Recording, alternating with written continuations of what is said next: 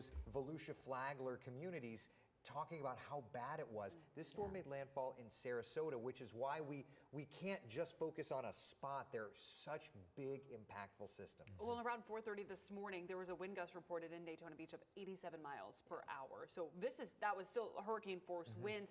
Things are gradually improving, not necessarily in Daytona Beach yet, but it is coming. So we know everyone wants to have this cleared out, move out of the direction, but it is on the way. Just be patient. I want to take you outside to Volusia County right now. This just says it all of what we're experiencing in Daytona Beach, in New Smyrna Beach, Ponce Inlet, all of Volusia County at the moment. The wind is really howling, and it's still being hammered by all of this wind and rainfall. This, again, will eventually subside. We're, though, starting to finally see some clearing in parts of Volusia County. There's one last ribbon of heavy rain working through. The rain will then subside. Winds will gradually subside as well.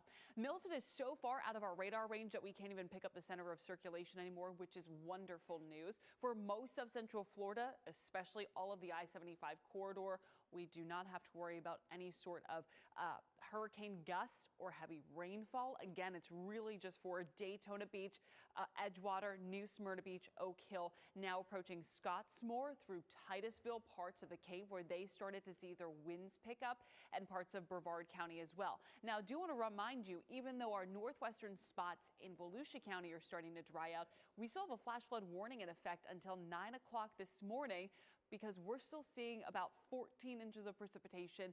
Not so much rainfall in our northwestern locations, but we still have standing water in our northwestern locations, and it's going to take some time for that water to recede. Same thing in Flagler County and eastern Marion County. We still have a flash flood warning until 8 o'clock.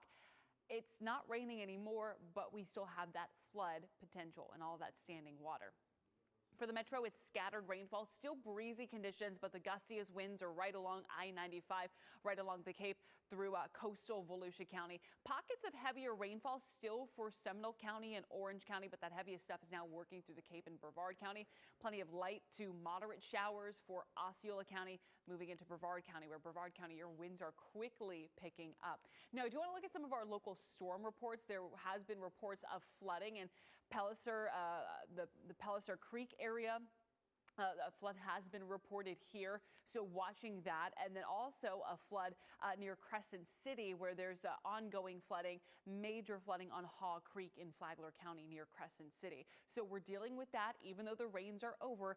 And as the day goes on, I imagine more storm reports will come out as that sun slowly rises, conditions go back to normal. But we will be assessing all of the damage. So Milton moves away. We'll still have some lingering showers, some breezy conditions later on this morning along our coastline. We'll focus on coastal erosion, our high coastal impacts, even though Milton is pulling away, just because we still have those strong onshore winds. Eric, we're still dealing with very strong winds along the coast, but that won't last all day. No, as a matter of fact, for folks in Brevard County, this is kind of some of the worst that we've seen. Out at the Kennedy Space Center for rocket launches, they have a ton of towers. Those are reporting winds at like 90, 100 miles an hour, but they're really, really tall. So I'm just using the data points we have that are down to the surface, but we're still 77 and 81 miles an hour out over the National Wildlife Refuge and over the Kennedy Space Center. Down toward Melbourne, 67 mile per hour winds, 57 miles per hour a little further to the north, about 52 here in Sanford, 60 at Daytona Beach, and it's still gusting to 72 at Ponce Inlet. But let's just take a minute. The sun is coming up. It's not quite as windy here in downtown. Little by little, things will be getting better. So areas in green, the worst of the weather is done for you.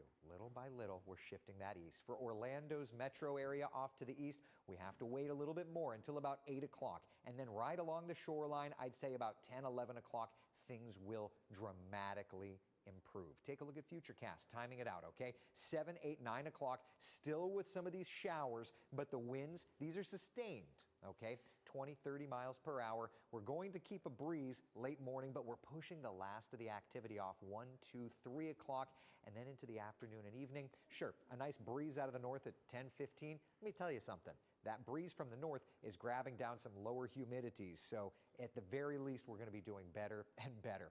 And take a look at the infrared satellite and radar. We're dragging in some drier air. It's clear sky that's pivoting our direction. So if any of our tower cams worked, I'd be able to show you probably some improving weather.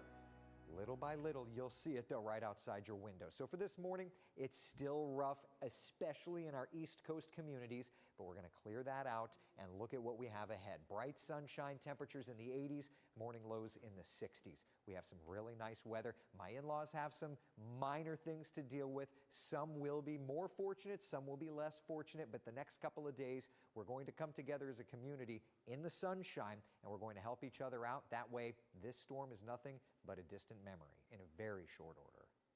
Yes. All right, we're looking forward to that, Eric. Milton is moving away, but power outages are still a big concern. If TV isn't an option for you, listen to us on Magic 107.7 FM or through the iHeartRadio app by dialing in 107.7. You can also watch us on your smartphone or internet-connected tablet. Our round-the-clock coverage is streaming live for you right now on the very local app.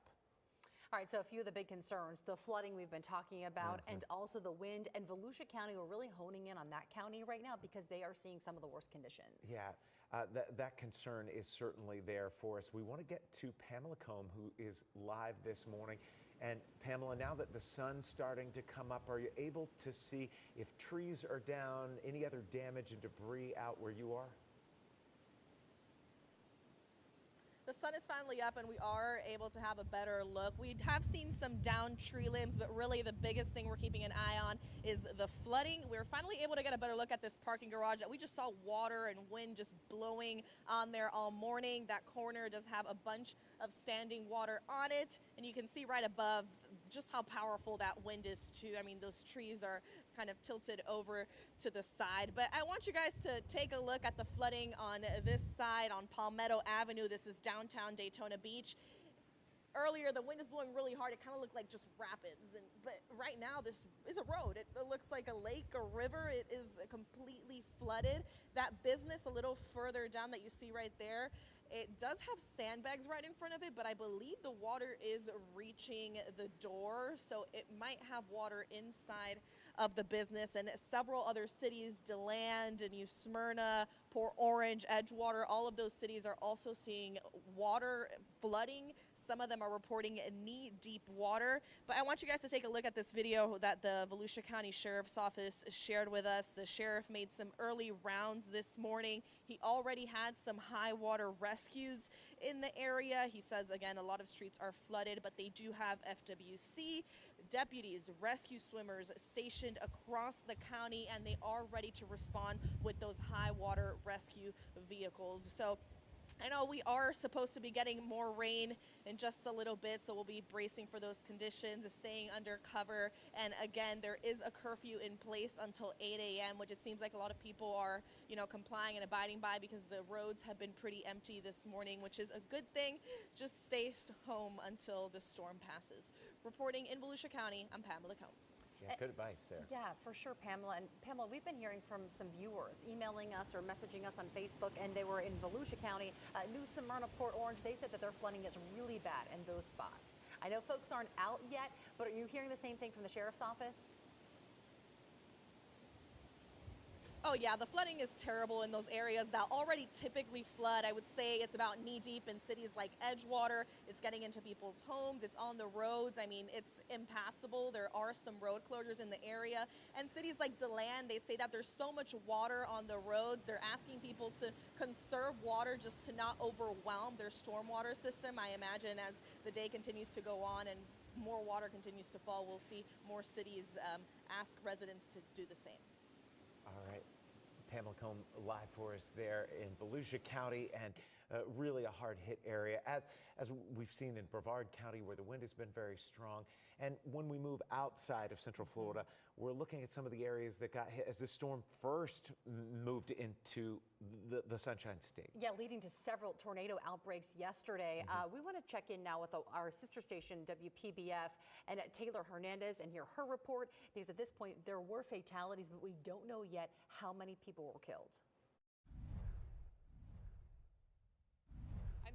Hernandez in St. Lucie County, Florida. Behind me, you can see all of the siding from buildings here. This is the Spanish Lakes neighborhood in Fort Pierce. There have been multiple reported fatalities here in this neighborhood, all related to a reported tornado. Of course, this spawning from Hurricane Milton. We do not know exactly how many people were killed in this neighborhood, but you can see roofs ripped off of homes. There's siding in the streets, down trees. This entire neighborhood this morning without power. More than 60,000 people in St. Lucie County waking up in the dark. Again, we do not know exactly how many people died here in St. Lucie County, but we did speak with the sheriff last night about this devastation.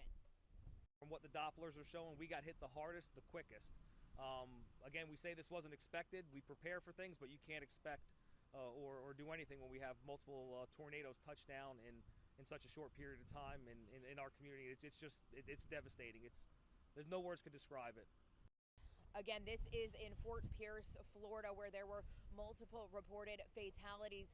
Driving through the Spanish Lakes neighborhood, it's unrecognizable. It's hard to see exactly how much damage has been done, though, because of just how dark it is. This entire neighborhood without power, more than 60,000 people waking up in the dark here in St. Lucie County. But I can tell you there were trees in the roadways. There are roofs in the roadways, siding in the roadways, roofs completely ripped off of homes here. We're going to get a better look at all of this damage as the sun starts to come up. For now, I'm Taylor Hernandez in Fort Pierce. Back to you. Taylor, thank you. Just conditions terrible there in South Florida after those tornadoes and after the outbreak. Take a look at this here. Down power lines, wires here on trees. This is Forest Avenue in Altamont Springs. Also seeing flooding in the roadway there. But talk about scary stuff. This is why, folks, stay indoors, especially if your county's under a curfew or your area where you live. Do not venture out into these kinds of conditions because things are not looking good. Yeah, and to St. Petersburg, look at this video. And we want to thank McKenna Casey for sending this in. That crane collapsed. It went right onto the building there, and part of it is in a road. And this was all from construction happening on a luxury building site. And with strong winds, construction crews are asked to secure everything. And in this case, the crane just couldn't stand up to the wind that was in that area. And stay with us right now because our coverage of Hurricane Milton continues. You're watching continuing coverage of Milton from WESH 2.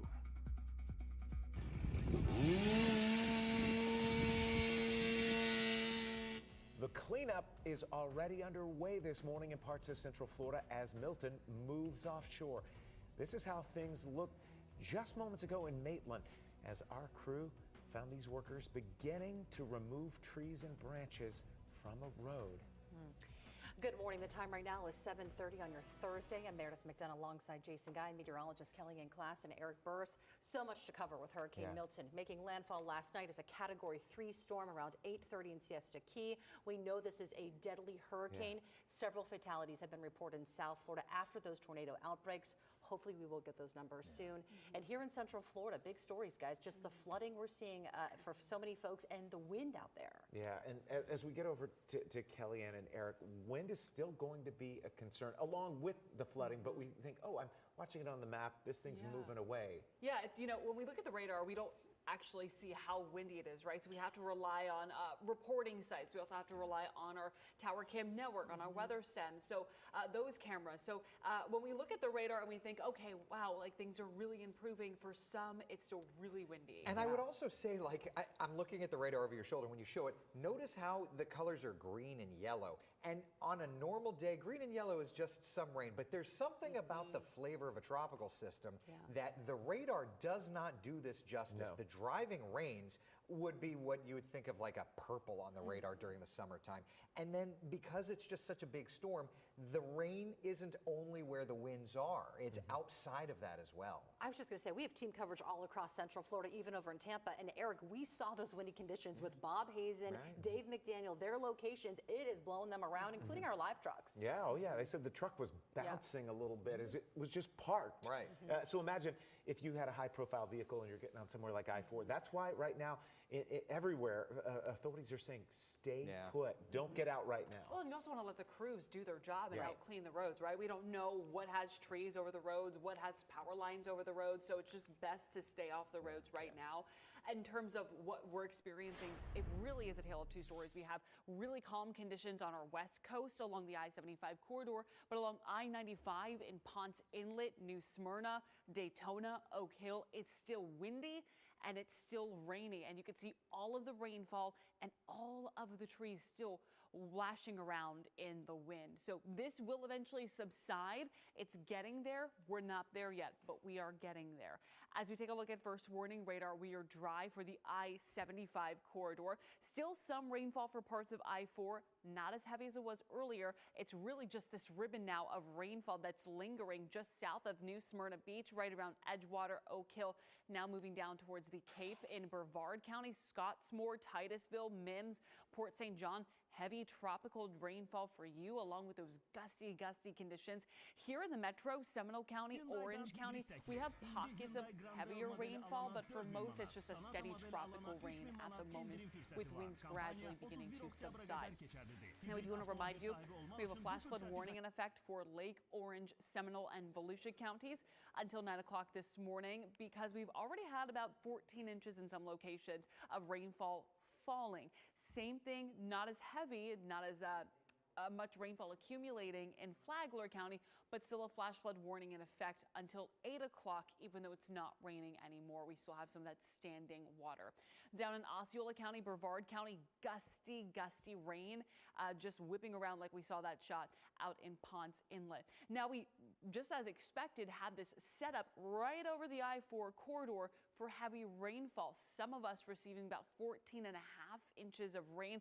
A lot of us between 10 and 12 inches of precipitation along I-4, and it's a really sharp cutoff between I-4 and the heavy rainfall and barely any accumulation, especially if you go to North Florida.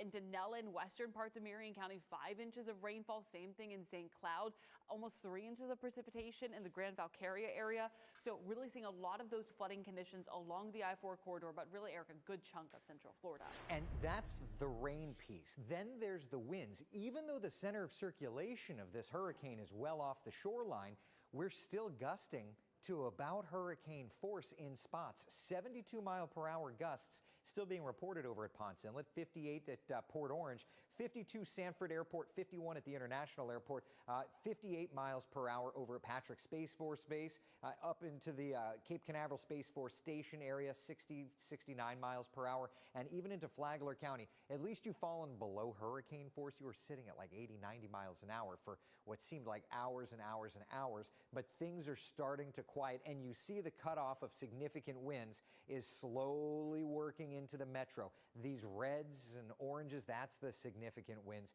Those kind of hotter colors are the more destructive winds. But I want to take and compare what we saw overnight to significant hurricane hits, okay? Hurricane Charlie was the worst hurricane in at least the modern era, we'll say. Had winds of 105 at Orlando International Airport. Milton gave a 99-mile-per-hour wind gust over in Ponce Inlet. Irma, the highest wind gust in Central Florida, was 79 miles an hour, and Ian, the highest wind gust, was 76. So Milton did exactly what we had expected. It would fall somewhere between Charlie and Irma in Central Florida.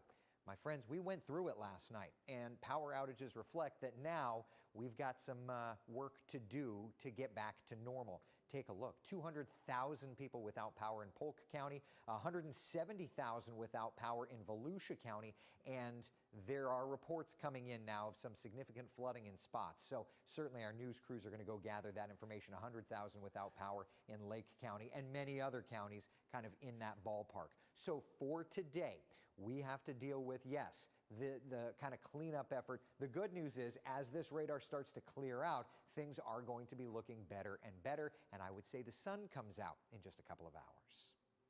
All right, we're going to be looking forward to that. Thank you, Eric. And right now, we want you to know, if your power goes out, there is a way you can stay connected with us. And even though the storm is moving off the coast, we've got the winds, we've got the flooding. There could be power outages. So you can listen to us on Magic 107.7 FM or through the iHeartRadio app. Just tune it to Magic 107.7 on that app. We also have a way for you to stream us on your smartphone or internet-connected tablet. We have round-the-clock coverage of WESH 2 News streaming live for you on the very local app.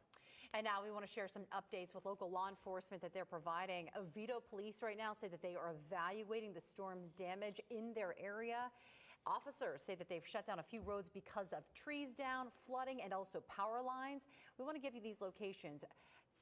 Stevens Avenue between E. Franklin Street and County Road 14 is closed because of flooding. And then Central Avenue at Clark Street, there's a power line down across the road there, so they have a partial closure. They're asking that you stay inside and give them time to assess the situation and get this cleaned up to make it safe for everyone there in the community. Okay, let's turn our attention to Tampa. Things have begun to calm down, but that is an area that saw the brunt of the system as it moved here into the Sunshine State, still at Category 3 status. Yeah, and still trying to get over Hurricane Helene just a few weeks ago. Let's check in with Alina Lee, the meteorologist over there from our sister station. Joins us live now from Tampa. Alina, how's it going? How are you today? Good morning, you guys. I'm doing a little bit better. I mean, of course, just less than 12 hours ago, we were, experiencing landfall, of course, in Siesta Key, but here in Tampa, we certainly had some significant wind and some very heavy rainfall that certainly was powerful even this far inland. But of course, we have a small portion of the area that we were able to kind of survey ourselves this morning. And now that the sun is up, we've got a better view of what's going on. And I'm happy to report for once that, the damage here is not extensive. It's not widespread. Again, I just want to remind folks that I've just only looked in this, maybe a couple hundred yards here in, around me, and so far only seen tree limbs and of course some twigs and branches that have been snapped off and scattered across this parking lot and several parking lots. And I'll also want to mention that the street lights are still out, and of course even just when the sun was down, of course we had no light from any traffic signals. So I know there are more cars on the road at this moment, and hopefully we won't have any accidents, because I know sometimes when those lights go out, some people get a little hasty. So hopefully we don't experience any of that this morning. We'll certainly bring you more coverage if we end up seeing any more damage that's a bit more extensive and let you guys know about that. For now though, things have quieted down. It's still kind of breezy though. We're just thankful that the rain stopped falling as well. I'll send it back to you. All right. Alina Lee, thank you so much for that report. And we want to move from her location there a little bit more on the outskirts to the downtown area. Yeah, our very own WESH 2's Megan Mackey is there in downtown Tampa. Megan, I know that there's one location you're seeing some damage in the area. Kind of take us through that. Yeah, this is along Tampa Avenue. You can see here behind me, this building kind of crumbled from the top. Take a look, these big bricks kind of fell down here sometime overnight when we got that storm, probably from those heavy winds and that rainfall. I was talking to Tampa police in this area, and this is a condemned building. It's right across from that federal courthouse in downtown Tampa, and this looks to be the biggest damage we've seen here, at least in the metro downtown Tampa area. We've seen a lot of people out here. There's actually a woman across the street you can see walking her dog. A lot of people live in this area. There's lots of high rises here. So I spoke to one man a little bit ago who said he decided to stay and ride out the storm. You were in an evacuation zone. Mandatory evacuation zone A. But you chose to stay. Florida man, yes ma'am. Why did you choose to stay? My house is my livelihood. I've got my boat there, everything I do care about. You definitely have to take these storms seriously, but again, I just tried to make an educated decision based on the construction of my home, and I felt that I would be all right. As I mentioned, this building here is really the biggest damage we've seen in downtown Tampa. You can see those flashing stoplights. It appears, at least in downtown Tampa, all the stoplights are working. We've seen some people come out to try and look at the damage. This one, of course, you can go through, but then the other way, it is a flashing red, which means you have to stop. If you come across an intersection that's completely out, of course, you need to treat that as a four-way stop. But right now, officials both in Tampa and Orlando are encouraging people to stay home, because of course there's going to be a lot of cleanup that needs to be done. And also there's still a lack of gas. There's really no gas stations open that we've seen this morning. All those restaurants closed yesterday. So people just waking up this morning, assessing the damage. So far, no injuries reported in Tampa Bay. We hope to make our way to St. Pete very soon to give you a look at the damage there, and we'll bring you that right here live on WESH 2. Reporting live in Tampa Bay, Megan Mackey, WESH 2 News. Okay, Megan, we're going to get you to hang with us here for just a second. We are interested to know about St. Pete, so we want to let you get on your way there. But you mentioned gas stations are closed, restaurants are shut down. First of all, have you seen any people out and about? And they're supposed to be off the streets right now. But the other thing is, what are you doing as a crew to make sure that you can get some water, and if you need to fuel up the news vehicle? Yeah, well, we actually did prepare before coming down from Orlando. We left on Monday, so we have tons of water and food. And food, that means like Cheez-Its. That's what I have for breakfast this morning. We don't really have hot meals, and we haven't had a hot meal since Tuesday. Today's Thursday. So, yeah, pretty much all these restaurants shut down. So we've been kind of living off our snacks and supplies, those dry foods that don't need to be refrigerated or cooked. And then in terms of gas, we're actually struggling right now. We're trying to find a gas station that's open. We have been using the Gas Buddy app, but most of those, at least in the Tampa Bay area, haven't been updated for about 2 days. So every time we go to a gas station, there's no gas there. So we did hear Governor Ron DeSantis say yesterday that they are trying to ship some gas down. Hopefully we do find one of those, but that's really what's kind of preventing us right now from getting to St. Pete, is we need to make sure we have gas to come back into Tampa Bay. So hoping to find that. If I do find a gas station, I'll post on my X and let you know, or if you know, hit me up, shoot me an X, and we'd love to know where there's some gas in Tampa Bay. Okay. All right, hang tough Megan, there in Tampa Bay. you're making like an all-around laugh. I've never heard the shoot me an X. Eric and I both laughed here. That's great. I love that.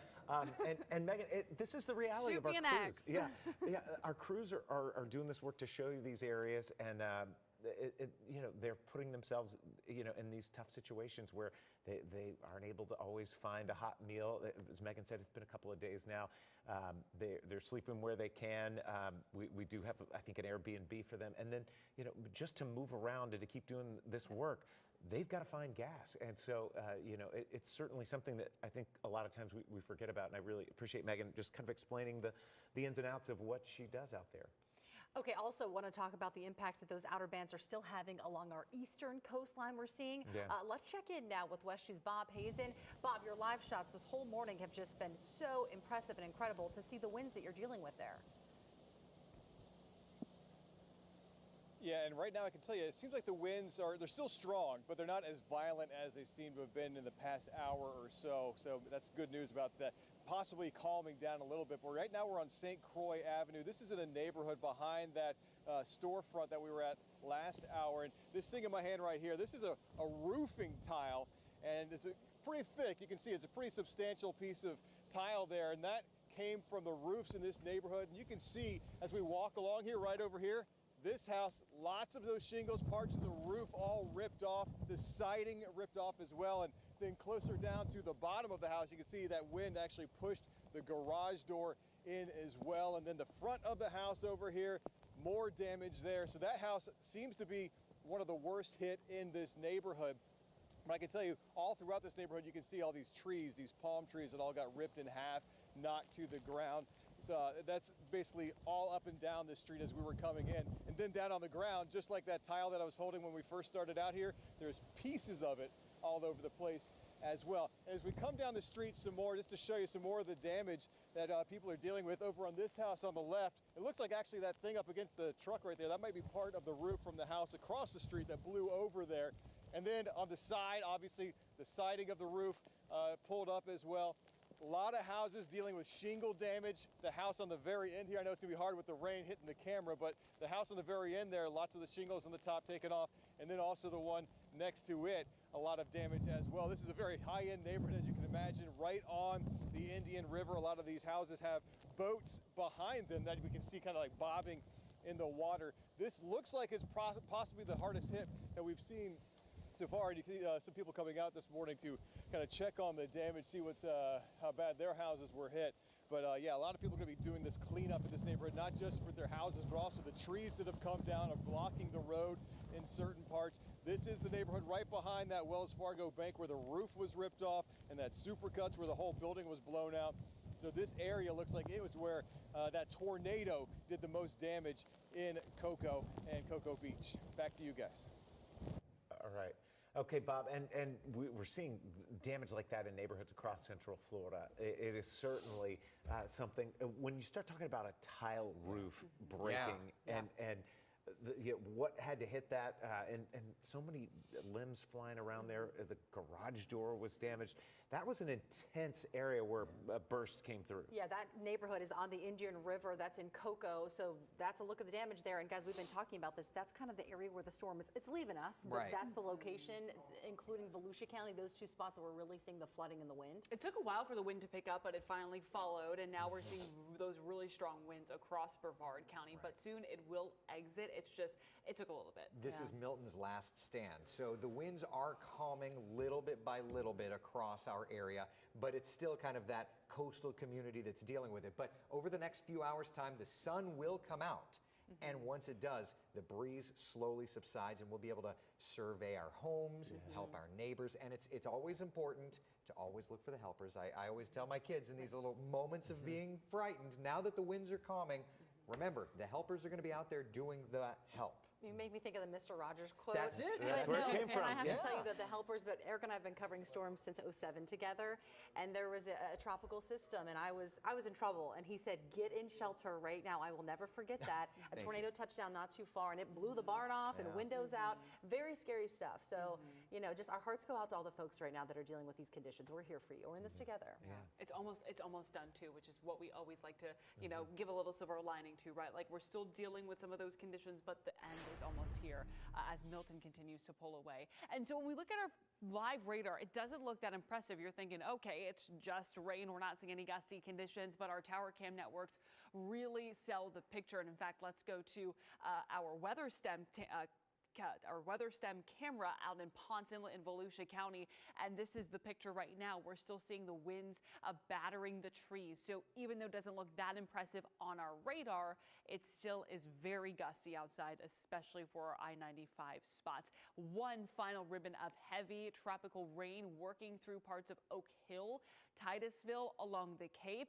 And then following that is just some spotty showers with some pockets of heavier rainfall. But this is working down into Brevard County. It's pesky showers, very gusty winds, still hurricane force winds at times, tropical storm force wind gusts as well. In the metro from Orange County up to Seminole County, light passing showers with pockets of tropical downpours and some spotty showers around Sorrento, Paisley, DeLand, all the way up to Pearson. But the heavy rainfall, the heavy lasting rainfall is now beginning to end, which is wonderful news. Just want to remind you, we have a flash flood warning for Lake, Orange, Seminole, and Volusia counties going until 9 o'clock this morning. And while we're not dealing with widespread rainfall, we could still pick up an additional 1 to maybe 2 inches of rainfall and some of those pockets of tropical downpours embedded in that light rainfall. For Flagler and Eastern Marion County, we have a flood warning going until 8 o'clock. So that's going to end very soon. We also want to remind you of some freshwater flooding. Right now, the Little Wekiva River at 30.08 feet. It is in major flood stage. I've been checking all of our stages and gauges across the St. Johns River, the Little Wekiva River. Things have been pretty steady. We'll have to see if things change as we go throughout the afternoon once things calm down. But right now we are in major flooding stage for Little Wekiva River near Altamont. But happy to say, again, the heaviest rain there is now over, so things should start to steady out there. We'll continue to watch the gauges along the St. Johns, but Eric, we are closely watching those gusts. 50-mile-per-hour gusts in Brevard. Yeah, this is still damaging wind potential here, okay? 62 over at the Ponce Inlet, but you were at 99 a little bit ago. The center of circulation of Milton is pulling away. 65-mile-per-hour gusts in Marineland, 53 right now in Flagler Beach, 53 Daytona Beach, Sanford 52, Orlando 51, and across our Brevard stations, Patrick Space Force Base gusting to 58. It's 53 over at the Kennedy Space Center and 54 at the National Wildlife Refuge. So little by little, if you notice this kind of orangish shade, reds and browns, the browns are the destructive winds, and that's kind of pushing away. We just don't have any sensors south of Melbourne, so that's the struggle. We're not able to measure it, but we're able to model it, okay? But you see those oranges, those are the real strong winds. It's exiting the metro, and it should be right on time. We said around 8 a.m., the worst of the weather would be clearing Orlando.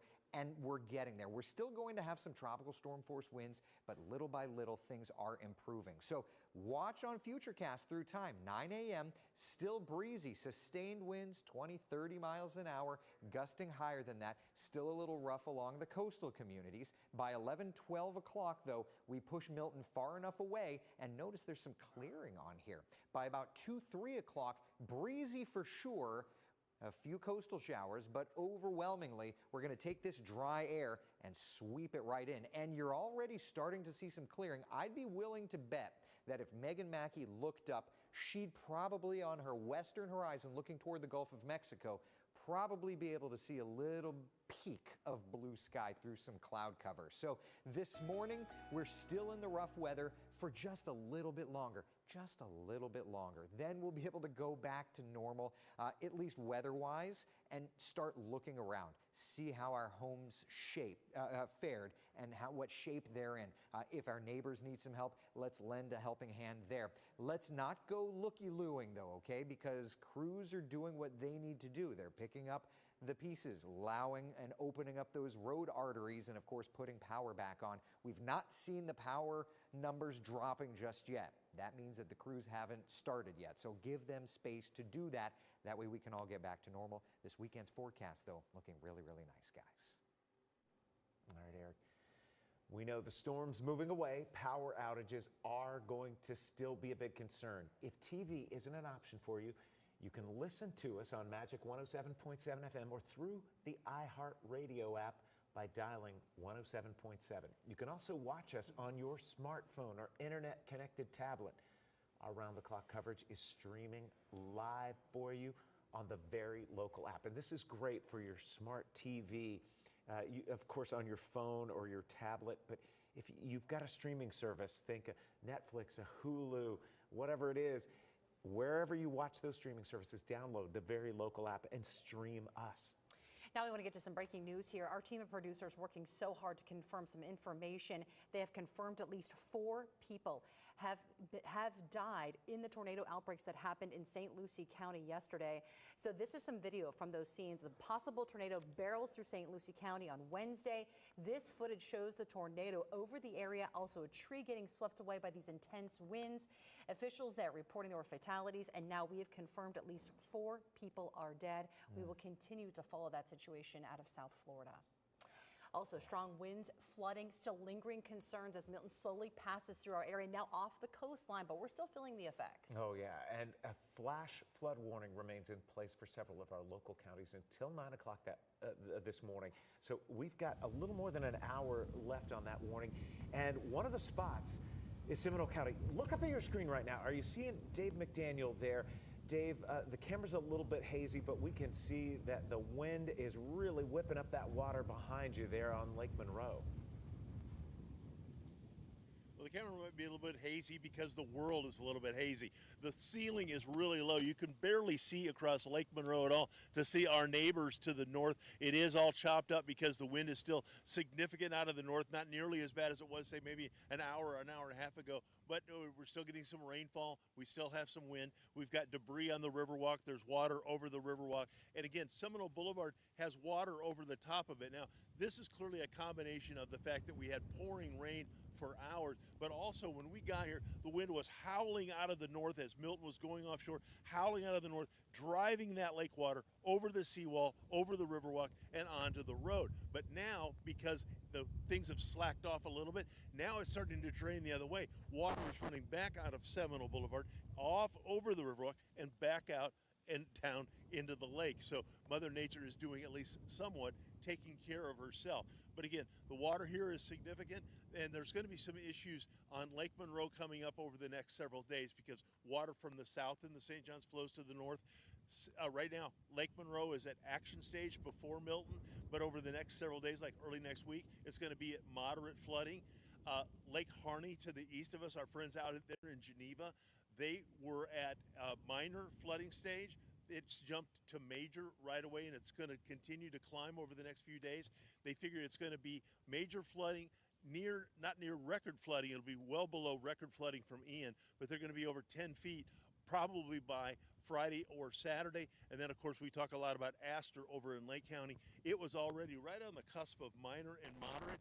It jumped to major flooding in just a matter of hours, and it's forecasted to get just below 1/10 of 1 foot below record levels at Astor. And again, this is all water that eventually has to get into the St. Johns River and get out into the Atlantic Ocean, but it's going to take a while because there's so much of it. And of course, there's so many people who have flooded yards, trees down, and all of that. There's going to be a mess. It's going to take a long time to clean it all up.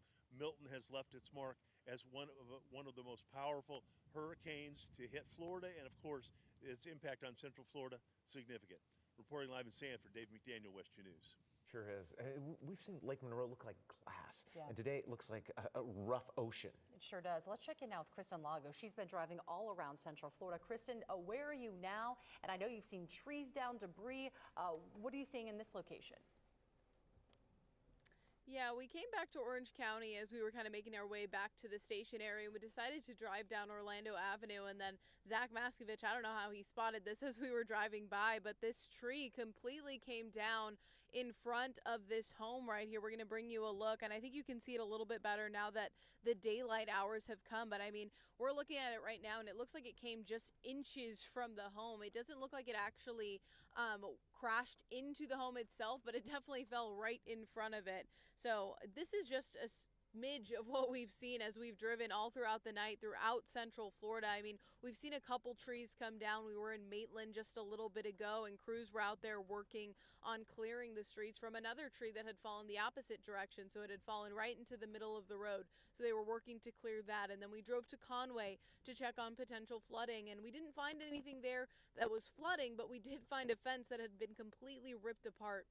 So as all of our crews have been saying, this storm's impacts have been felt all throughout Central Florida and all throughout the morning. We're going to continue to see that. I mean, the trees have been especially prominent, especially now in the daylight hours that we can kind of look around and see. But there are people coming out of their homes. They're noticing the damage, and we've seen some people coming out and trying to clean up the streets right now. Reporting in Orange County, Kristen Lago, West 2 News. Kristen, thank you so much, and stay safe out there. Take a look at this. It's a viewer picture from Daytona Beach Golf Condominiums showing us measuring tape there. That's showing about 13.5 inches of rain, just to give you another look at all the flooding we've been seeing. Oh. And our coverage now of Hurricane Milton continues with Sonica Duncan and Sheldon Dutez. You're watching continuing coverage of Milton from West 2. Well, this morning, this is one of the most gripping images of destruction that was left behind from Hurricane Milton. The roof there at Tropicana Field was left shredded. That stadium was being used at a staging location for first responders. And it's not just on the state's west coast where we've been seeing a lot of damage. Our own Bob Hazen found quite a bit of damage in Brevard County. Right now we're in front of this Supercuts, this little shopping center here in Cocoa Beach, and it was absolutely wrecked in this storm. We have been seeing some wild images come out. It's now 8 o'clock and the sun is starting to rise, and Milton is finally pulling away. We'll certainly get a better idea of the damage that is left behind, but we want to begin this hour with meteorologist Kellyanne Klass and Marquise Mita joining us. Give us the latest on Milton. Where is it now? Milton is out in the Atlantic. What's interesting is the 8 o'clock advisory, the wind speeds have never changed, but we're verifying that on our coastline, and usually in tropical systems, our winds are highest at the center of the storm, but in this case, they've really spread out across the area. Yeah, still super breezy. I think we were looking at recent wind gusts like a moment ago. We saw gusts up to 60+ miles per hour across the coastline. So that's going to increase the storm surge, in which we do have storm surge warnings on our Atlantic coast right now. Okay. Things are going to gradually increase in terms of the conditions of getting better, right? Okay. So we're not going to thankfully see a lot of gusty winds over the next couple of hours for our west, but for our east coast, we're still going to be watching that. There's a lot to get to. Let's at least get to that 8 o'clock advisory. Again, winds around 85 miles per hour. It is still a hurricane at this moment, but it is pulling away from Florida, and as it continues to quickly pull away, things will quickly get better. Now, when we look at first warning radar, it doesn't look that impressive, but we're still dealing with rainfall across the area and plenty of cloud cover, but there is some sunshine on the horizon back in the Gulf of Mexico as Milton continues to pull away. For now, the heaviest rainfall is still along parts of the Atlantic through the Cape, but in terms of the heavy rainfall now for Daytona Beach, New Smyrna Beach, Oak Hill, all the way down to Titusville, conditions are improving. We still have a steady rainfall and we still have pockets of heavier rain for I-4 and the metro counties, but overall the stream of heavy rainfall is pretty much done, and still plenty of showers for Brevard County, Osceola, Orange, Seminole County, even parts of Lake County around the Sorrento area. So just want to remind you of a flash flood warning in effect for Lake, Orange, Seminole, and Volusia counties. This is going to go until 9 o'clock in the morning. So even though it's not pouring anymore and it's not a consistent pour, we're still going to be seeing for the next 59 minutes that flash flood warning in effect. We've had this big ribbon of rainfall set up across I-4, which has really been helping to increase those rainfalls. I do want to go county by county and show you what recent totals we've had now that things are gradually beginning to dry out. Shell Bluff, about 4.6 inches of precipitation, but look at just west of Palm Coast, west of I-95, 7.2. So it was a fine cutoff between 4 to 5 inches of rainfall to 7 to 8, even 9 inches of precipitation, especially around the Ormond Beach area. And that really set up around Daytona Beach, Edgewater, Holly Hill, New Smyrna Beach, where we've had reports of flooding in knee-deep water, as well as 14, 15 inches of rainfall. And then as you go into Brevard County, it's also a quick cutoff from Scottsmore all the way down to Titusville, reporting about 5 to 3 inches of precipitation. But in Seminole County, reporting 11.5 to almost 12 inches of rainfall. We'll continue to go county by county with more of those rainfall totals, but it is certainly still very gusty out in Brevard, Marquise. Yeah, unfortunately, we're still not out of Milton's grip quite yet. We're seeing these winds continue to whip around our coastal communities. Take a look at this recent wind gusts above 50 to 60 plus miles per hour. Now, typically you have the fastest winds, Kellyanne, as you mentioned, closer to that center of circulation, but even miles away, we're still showing the breeze coming in from the north and the east.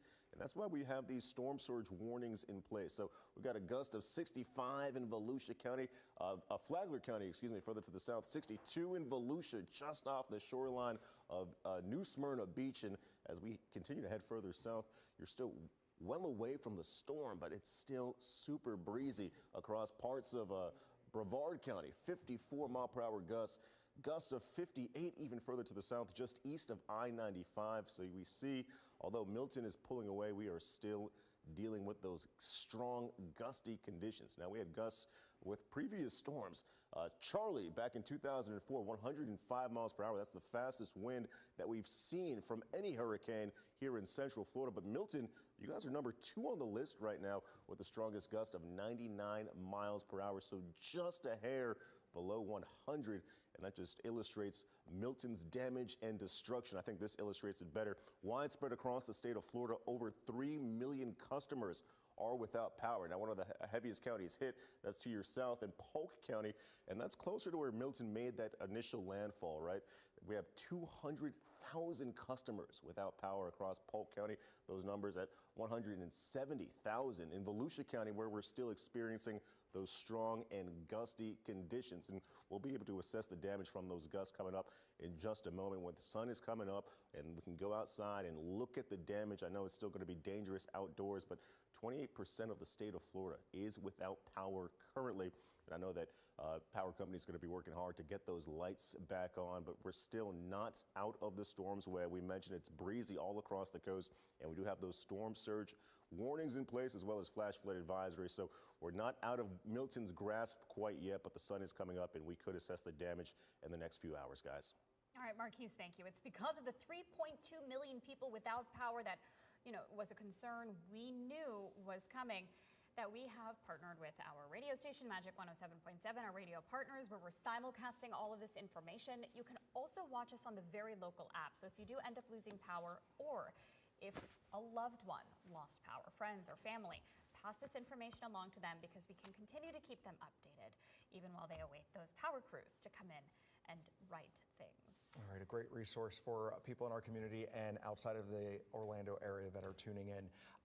We've been talking about the risk of flooding connected to the storm. We're starting to see that flooding happening in parts of Orange County, especially in the eastern part of the county, which tends to flood during heavy rain events. Let's get you over to West 2's Spencer Tracy, who is joining us live in Orlando. This is right by UCF, and we can see the high water levels just behind you there. How high are we talking?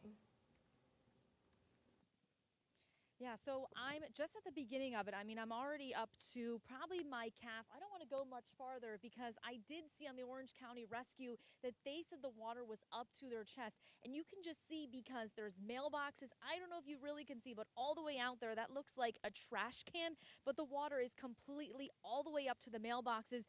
And a couple neighbors just around the area told me that there's a lot of trailer homes as well as other homes in this area. And we know that Orange County Rescue was here trying to see if anyone needed rescue. And we did see on their Facebook page that they say that everyone was good. So that is good news here. But just the water, the amount of water that they've got overnight, and it continues to rain. And one neighbor does tell us that this area is prone to flooding. They had major flooding back in Hurricane Ian, and they said the water was even worse. But they are really concerned as the rain continues to happen. But that's why they're really asking people, if you do see your roads to be flooded like this, to not drive through them, because you just don't know how high it exactly is. That's why I'm kind of staying pretty close to our car because I don't want to go out any further. But this area is definitely seeing a lot of the flooding areas here. For now, I'll toss it back to you guys in the studio. I'm live in Orange County. I'm Spencer Tracy, West 2 News. Okay. Spencer, quick question for you. I know that earlier in the day you were reporting in the Orla Vista neighborhood. That's an area that also tends to flood during severe weather. What did you see there before you guys moved over towards UCF? Yeah, so definitely nothing like it was a couple years ago. I know I wasn't here for that, but I've covered that neighborhood before, and they had extreme water rescues, nothing like that, which is good news. That means that construction in that area is definitely working. I saw some minor flooding and some power outages, but nothing like it was a couple years ago. Great perspective, and I feel relieved for everybody who lives in Orla Vista because it has been a problem area for flooding in the past. Spencer, thank you. We appreciate it.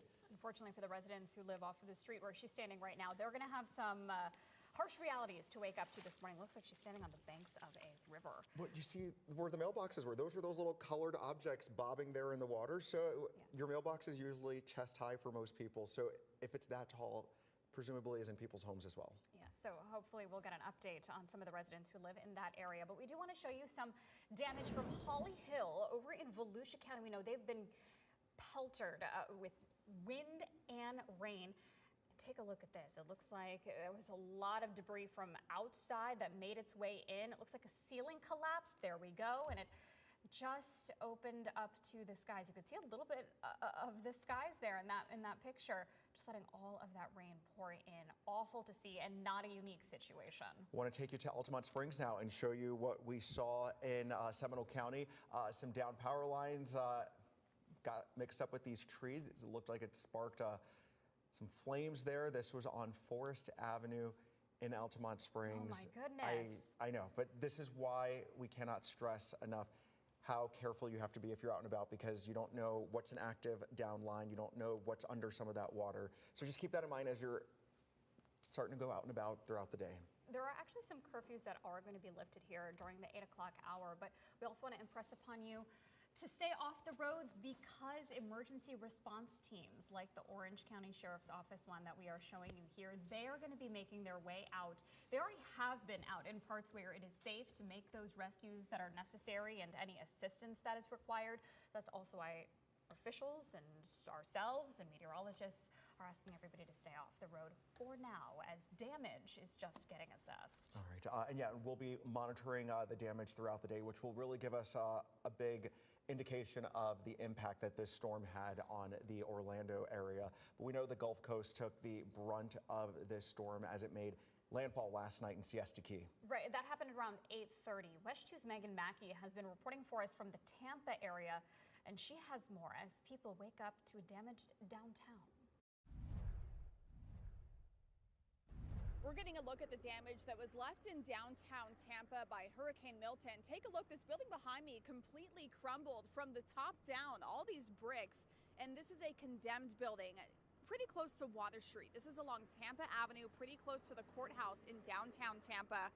No injuries reported, thankfully, but you can see a lot of cleanup is going to need to be done.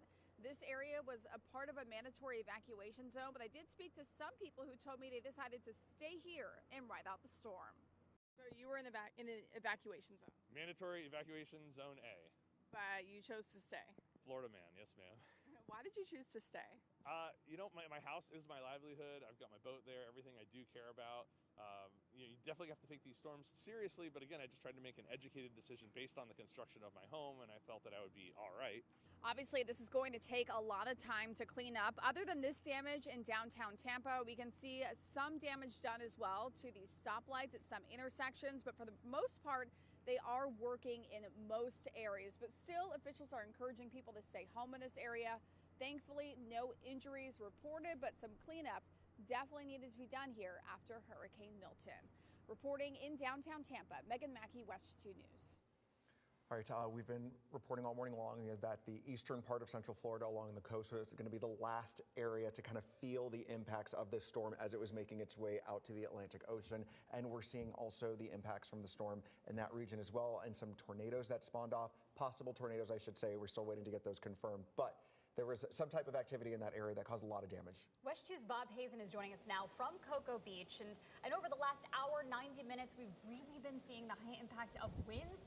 You have been out and about looking at all kinds of damage. Yeah, and it does look like most of this would be from a tornado that hit here. And, you know, we're in a neighborhood behind A1A. This is St. Croix Avenue, and you can see this house right here had some of the worst damage. The shingles obviously ripped off there. Also, some of the siding, parts of the roof damaged, torn off, in fact, especially in the back of the house. And actually, the neighbor just came by and told me that the people who live in this house had to evacuate because they believe there might be structural damage to the house. But this street has pretty widespread damage. Almost every house along the way has some amount of damage, whether it's to the garage or the roof or the walls being punched in. And I talked to a bunch of people who live on this street. They say that this was the worst storm that they've ever had, at least when we're talking about hurricanes. But it wasn't so much the normal hurricane type situation. It was more that tornado that apparently came through here, also hit the shopping center up on A1A and just came on through this way, causing more and more damage. It looks bad when you look at this particular street, but I can tell you that most of what we've seen today is not like this. This is all because of that tornado coming through, or at least possible tornado that came through.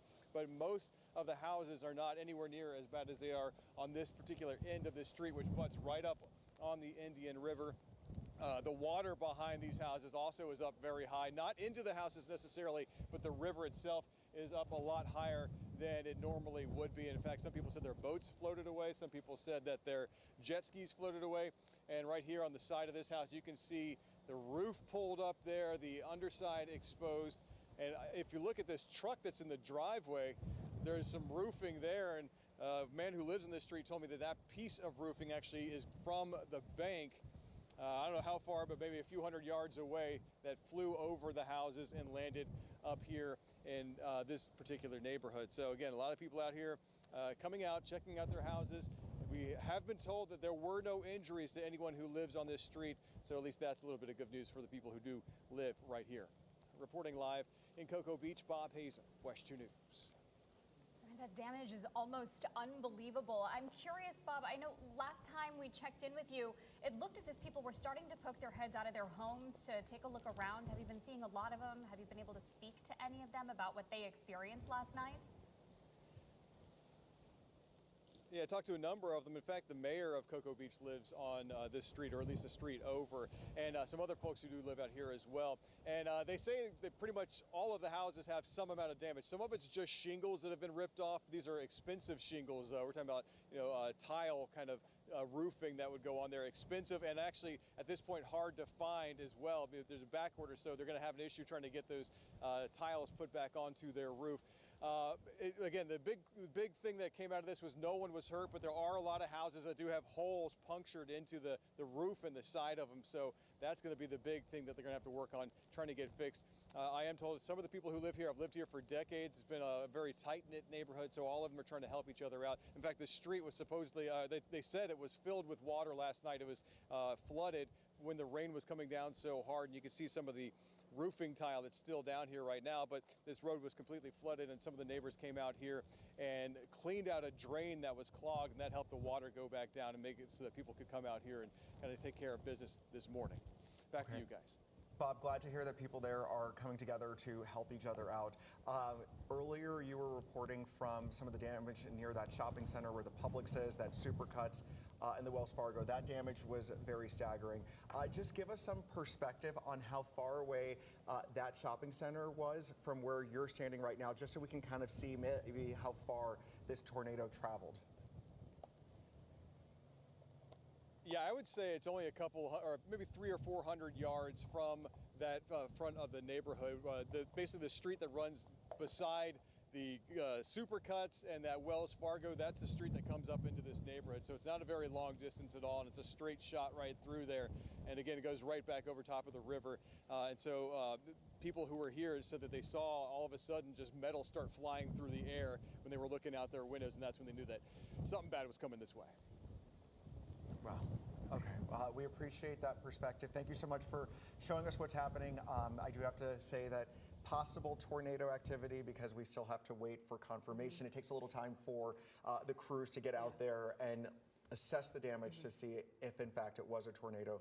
But guys, there were so many reports of those all over our viewing area yesterday. And South Florida. And South Florida, that's the thing. All the National Weather Service offices from Tampa, Miami to Melbourne all have to go out to their respective areas that they cover, and they have to wait until it's safe. So they haven't been able to go out and assess the damage, but they are, at least the National Weather Service in Melbourne is going to go out tomorrow to start doing the preliminary data and things like that. So it'll be very interesting to see the reports, because we usually don't see tornadoes like that here in Florida, let alone in tropical systems. It was interesting because for a while there we were checking in with Bob, and it seemed like nothing was happening. He was sort of in a break from rain and wind. This was a couple of hours ago, and then all of a sudden it hit in full force. And I feel like Brevard sort of had it off and on. Volusia County, though, nonstop. Yeah. Nonstop. So that's the thing about tornado watches and warnings. You can go from a watch to a warning like that in a matter of moments. You can have a tornado come down from the sky. So as you were saying about Bob, it seemed like all was calm, all was good, and then he was under that warning. We saw the images from the Wells Fargo where the roof was completely ripped off. The before and the after were staggering images to look at. Well, talk to us now about where Milton is at this moment. It was really trying to hang on to the edge of the coast there. Where is it now, and when are people going to start seeing some relief on that side? So the last push of wind, the last push of rainfall is working through Brevard, Volusia right now. I do want to get you the latest advisories. This is from the 8 o'clock advisory. We now have all of Marion and all of Sumter counties out of advisories. No hurricane warning, no tropical storm warning. But the hurricane warning that we had in Flagler County, Lake, Seminole, Orange, and Osceola County have been replaced with a tropical storm warning. So we're still dealing with breezy conditions. It doesn't mean that we're going to get another round of rainfall. It just means that we still have tropical storm force winds in these locations. But as Milton continues to pull away, that will begin to improve. We still have hurricane warnings in effect for Volusia and Brevard County, because we've seen hurricane force wind gusts pretty recently over the past couple of hours. And now I want to take you outside to Marion County right now. Here's a look at our tower cam network in Ocala. All is calm, all is quiet, really not gusty at all. It's a different story though in Marineland. We're still gusty, and if you look very closely, you can see that the seas are still very angry. On the backside, we have those strong northeasterly winds, so we're still going to be dealing with rough and high surf today and the potential of some coastal flooding. Right now, first warning radar is showing that line of heavy rainfall, that band of heavy rainfall beginning to exit. We still have some residual moisture. It's steady rain, pockets of heavier rainfall for Seminole County, parts of Volusia County, around Deltona, and around the parts of DeBary, but then going into Bithlo, also seeing some rainfall. Again, it's not not the consistent steady rain or heavy rainfall, but it's just some pockets of heavier rain at times, and a couple of showers for parts of Orange, Osceola, moving over to Brevard County. But we are still dealing with very gusty conditions. So just know, while the heaviest stuff is over, we'll still have some lingering showers, but that line of rain is now off of our coastline. Do want to also remind you we have a flash flood warning in effect for Lake Orange, Seminole, and Volusia counties until 9 o'clock this morning. We had a lot of rainfall across the I-4 corridor, continuing to go county by county with rainfall totals here in Orange County, almost a foot and a half in parts of the northern locations around the Zellwood area, Apopka, almost a foot of precipitation, even around the Ocoee area. And then as you go into eastern Orange County, we've really seen things kind of let up. Lake Hart, almost 6 inches of precipitation, so almost double north and west of Lake Hart in Orange County. And then in Sanford, 11 inches, Geneva, about 11.2 inches, Chuliota, almost 9.5 inches of precipitation, and just west of I-4 around Wekiva Springs, around 10 to almost 11 inches of precipitation. Now we're still dealing with major flooding along the Little Wekiva River. That is at a major flood stage, but looking at the data over the past couple of hours, looks like it has peaked at 30.08 feet. Now, flood stage is 29.50, so we're still at major flood stage. However, conditions look to gradually improve as we go throughout the week for the Little Wekiva River. For more on the very gusty conditions, let's head over to meteorologist Marquise Mita. Yeah, Kellyanne, Milton was one of the strongest storms wind-wise that we've seen on record here in Central Florida. In fact, the strongest gust that we've had so far was across the Ponce Inlet of 99 miles per hour. That's second to Charlie back in 2004, but we had breezy conditions nearly everywhere. Across Marineland, you just showed that tower cam, 92 mile per hour gusts, and that's why we still have those rough seas, because it is still super blustery out that direction. Daytona Beach, 87 mile per hour winds. Here in the metro, 86 mile per hour conditions, and that's across the airport, which we did close yesterday. Taking a look at the storm surge advisories, we still have a storm surge warning across Flagler, Volusia, and Brevard County, where the seas could be anywhere between 3 to 5 feet. That's the storm surge currently, and the reason why is that we still have yet to see these winds subside. Here's a look at the recent gusts between 50 and 70 miles per hour, so nearly Category 1 strength. 65 mile per hour gusts is the fastest that we've had recently across parts of Flagler County. As you head further south, the gusts are barely even subsiding. 62 mile per hour conditions just off the shores of New Smyrna Beach. And as we continue to head south into Brevard County, we had a recent gust of 58 miles per hour. So we see the center of circulation is well offshore now, but we're still dealing with a Category 1 hurricane here. I just wanted to show you this Marineland tower cam once again as the seas are super rough. We see them crashing onto the shoreline. This is one of our only tower cams that's working across the Atlantic right now. The rest are black, and you see why. It's still very breezy as the tower cam continues to shake. So we'll play out future casts and time out when the rain is going to push offshore and when the winds will begin to start to subside. Right now, it's a northerly breeze all across I-95, in which we see those gusts could be up to 40+ miles per hour in parts of Palm Coast.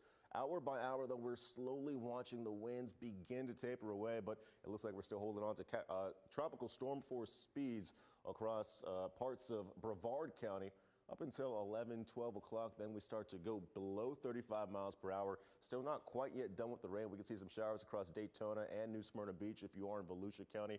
And then in the afternoon, that's when conditions finally start to taper away.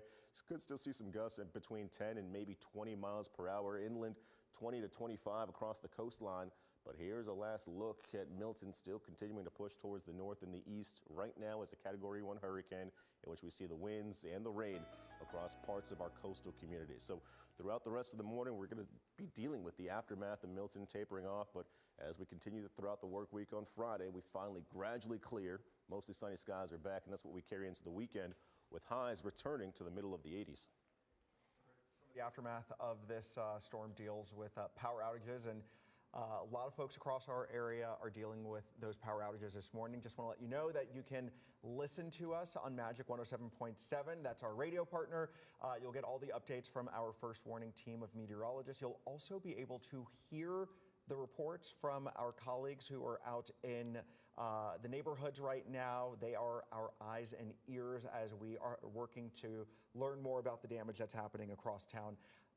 Very local. This is our app. We are streaming our coverage of Milton there as well. So if you've got your phone, your iPad, whatever device that you're using, you'll be able to watch us there as well.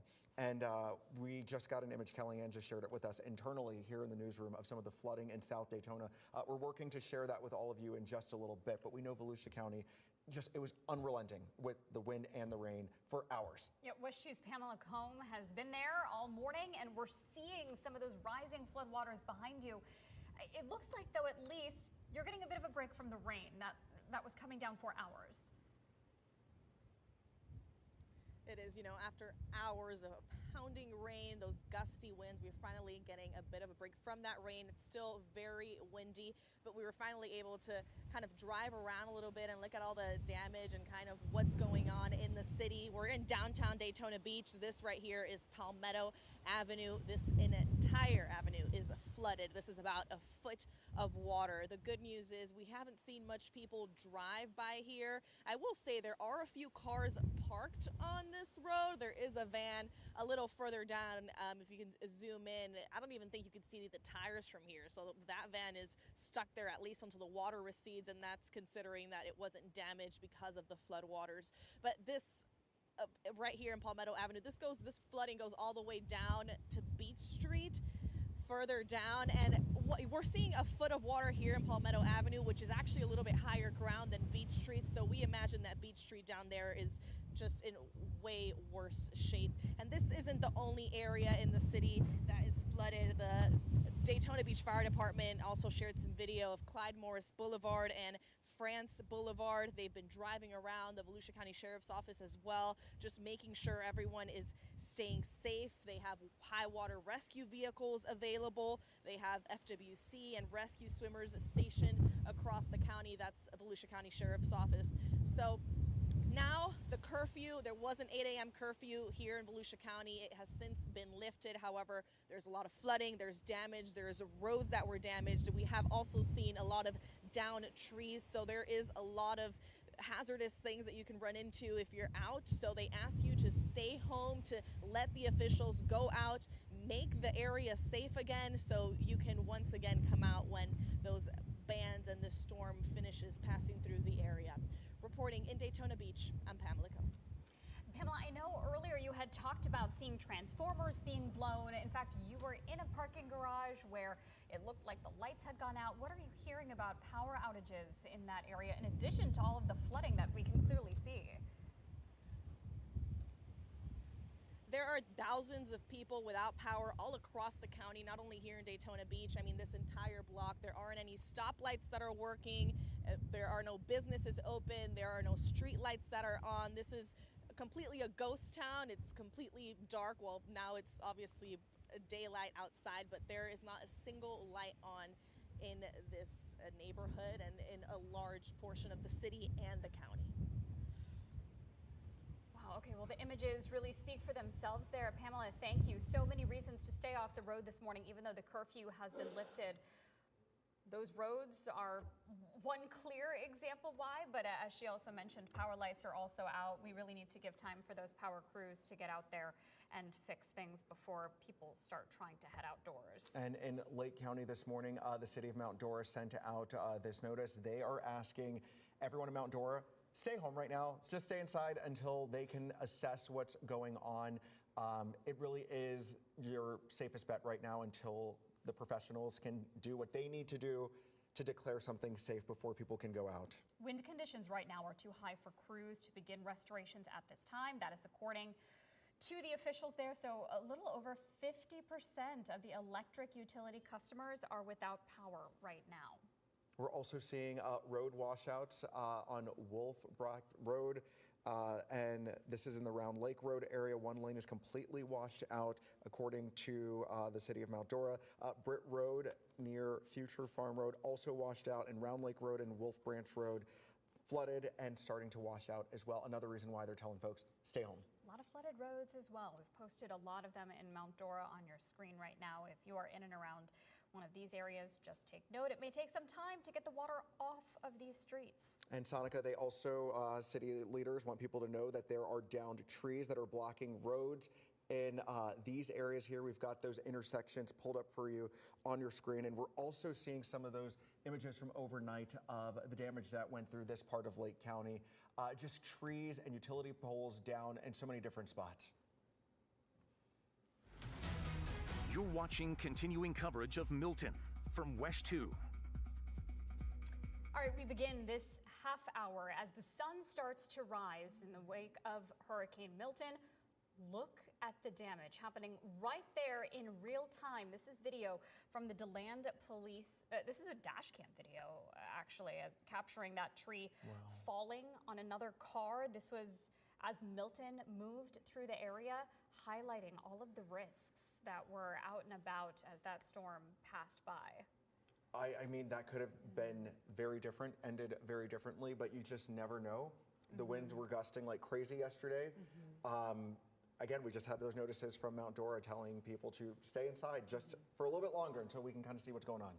But there is some good news during this half hour. As the sun starts to rise, we also know that Milton is finally leaving our coast. Yeah, and you know, it's images like that that really just put it all into perspective. We have so much rainfall over the past Sorry, few days. Kellyanne, not to cut you off. The governor is speaking for the first time since Milton passed through, so we want to take a listen to what he has to say. Flooding occurred on the west and east coast, and strong winds lashed the state, especially in Pinellas, Hillsborough, Manatee, and Sarasota counties.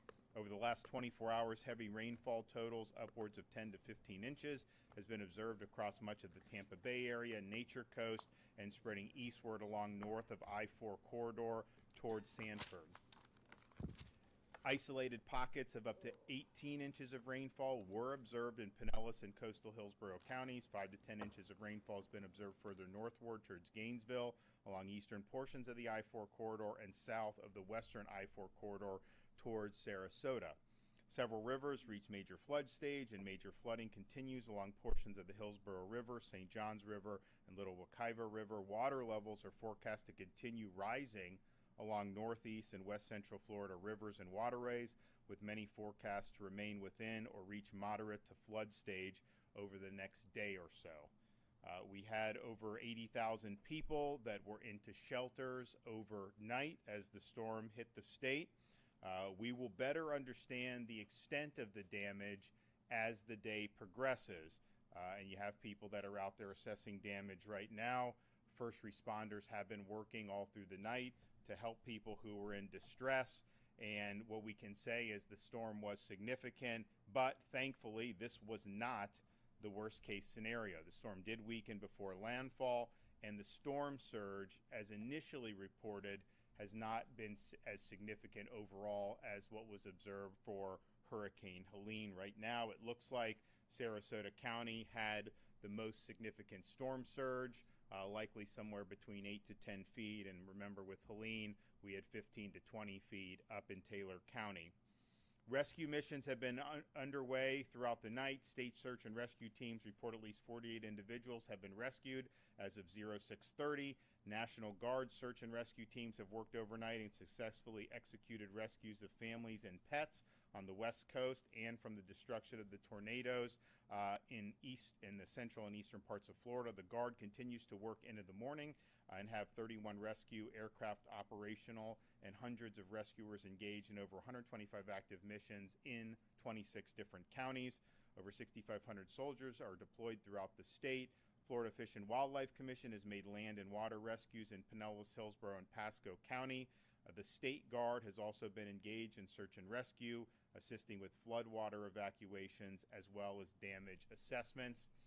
There are currently 3.1 million accounts without power. There have been 635,000 restorations since Hurricane Milton hit Florida. The areas that have the most significant outages as of this morning are Hillsborough, 75% out, Hardy, 97% out, Manatee, 82% out, Pinellas, 68% out, and Sarasota, 75% out. Of course, there are 50,000 plus linemen that have been pre-staged.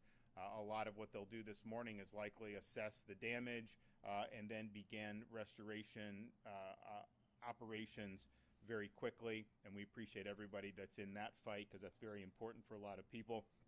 Cut and toss have begun at first light by the Florida Department of Transportation. 328 crews are active in the field with over 350 pieces of heavy equipment and trucks. 150 bridge inspectors were dispatched at first light and have begun performing inspections to open bridges across the impact areas. As I put in my executive order, residents have a right to be back into their homes as soon as the roadways are deemed safe. In Tampa, the Gandy Bridge and Howard Franklin Bridge have been inspected, cleared, and are open, and inspections of the Sunshine Skyway Bridge are underway. There is debris on the Sunshine Skyway as well as the Courtney Campbell, but once that debris is clear, we anticipate those bridges opening later this morning. Other bridges are being opened as soon as the state inspections are completed. The Tampa Airport is repairing minimal damage and should be open no later than tomorrow. Seaports are awaiting Coast Guard channel surveys to reopen waterside, but as of now, our initial assessments is they will likely be able to resume operations very quickly. We still have a lot of school closures for today. I think Floridians should just keep in contact with their local officials about what that's going to be. I would imagine a lot of the schools that were not necessarily in the direct path of the storm will be open tomorrow. It may take a few more days for some of the places that were harder hit. Now, as you survey damage and clean up, please be cautious of hazards.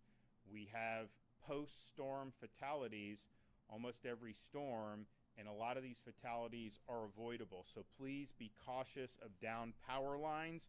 Don't touch them. Don't remove tree debris that may be entangled with downed power lines. Standing water can conceal downed power lines and other hazards, so please be mindful and never walk through storm waters. Standing storm waters can also carry a bacteria that can lead to fatal infections. This type of infection was responsible for a fatality following Hurricane Helene, so please avoid wading through standing water. Please use proper ladder safety. Please use proper generator safety. Do not operate the generator inside your home. It must be outside, a safe distance from doors and windows. Visit Florida's emergency accommodation modules on Expedia and Priceline will remain available for those who are returning to their homes which were evacuated during the storm and sustained damage or in need of other type of shelter. So these models will continue to provide real-time hotel availability and lodging resources, making the experience easier for users. If traffic lights are out in your area, please drive with caution and treat each light as you would a four-way stop. And also remember, if you're going to use a chainsaw, be very careful with that. We have mishaps on that after every storm. We are extending the Hope Florida line for another 2 weeks at 24 hours, 7 days a week. So if you need assistance or resources post-storm, you can call 1-833-GET-HOPE, 1-833-GET-HOPE. Hope Florida's disaster arm, Activate Hope, is a program designed to help people find help following a disaster such as a hurricane. So you can call the Hope line. You can also visit the Hope bus, which will be in some of these areas very soon, and there'll be announcements about that. Florida Commerce and the State Emergency Response Team activated the Business Damage Assessment Survey in response to Hurricane Milton. Business owners can self-report physical and economic damage caused by the storm. Businesses can complete the survey online at floridadisaster.biz, floridadisaster.biz. Florida Commerce has also activated the Small Business Emergency Bridge Loan Program. We have $50 million available to Florida small businesses, and it's a zero interest loan, very flexible repayment options. You can apply for loans of up to $50,000 through the program. Loans of up to $100,000 are available for agriculture and aquaculture small businesses, and loans of $150,000 are available for citrus and cattle operations. Again, these are short-term zero-interest loan. You get the cash in your hand. The repayment terms are very flexible. You can apply at www.floridajobs.org/EBL, floridajobs.org/EBL. We've also activated the Florida Disaster Fund for those who want to make tax-deductible charitable contributions that will be used to be able to help Floridians who are in need, and you can go to floridadisasterfund.org, floridadisasterfund.org, if you have any questions. We're going to continue to support all remaining rescue missions that are underway and that may be needed in the near future. We'll also continue to assess the damage that was done from the storm. We also anticipate that because of the amount of water, you may see flooding happen not just now, but in the subsequent days. But I think everybody responded very quickly. I'm proud of everybody's hard work. We got more work to do, but we will absolutely get through this. Okay, Kevin Guthrie. Good morning, everyone. Governor, thank you for your leadership time and time again. I know you and the State Emergency Response Team will lead the charge as we respond to and recover from this storm. Hurricane Milton officially made landfall. As you heard the governor say, the impacts from the storm are still being felt across north and east central Florida, even right now as that last banding train of rain starts to move offshore. Please, especially if you're in the areas, if you're in those areas of northeast Florida, the east race coast, space coast, please make sure you're sheltering in place until officials determine it is safe for you to leave. In the first 72 hours after a storm, there is a parallel effort to search, secure, and stabilize the area. As search and rescue missions continue in response to Milton, please do not go out and visit the impacted areas. You will be inhibiting first responders by doing so. Right now, we need those roadways clear for electrical crews, fire crews, EMS crews, urban search and rescue crews. We have 20-something urban search and rescue teams that will move into the area and do a door-by-door search. Even though, as you heard the governor say, this was not the worst-case scenario, we still had damage. And we're going to need to get out there and go door-to-door and make sure that everyone is okay. So please stay off the road. Listen to your local authorities for updates on when it is safe to go outside and when it is safe for you to return to your homes. I know a lot of people evacuated, and we appreciate that. Do not be in a hurry. Check in with your local emergency management agency, your local sheriff's offices, to see if they are posting anything on if it's safe to return home. Please make sure you do that. Again, as the governor said, we're going to open up roads and bridges so that you can do so, but there may be extenuating circumstances at the neighborhood level. So please make sure you're checking before you come back home. Major flooding continues along the Hillsborough, St. Johns, and Little Wekiva rivers. I want to take just a moment and just talk about there is going to be another phase to this particular incident, and that is very similar to Hurricane Ian. We have a lot of rain that has fallen over the central portion of Florida. The St. Johns River basin that comes down into Seminole County, Brevard, portions of Brevard, portions of Volusia County, and on up the St. Johns River. Those headwaters have experienced a lot of rainfall. That river takes about 45 days to completely flush itself out to the Atlantic Ocean.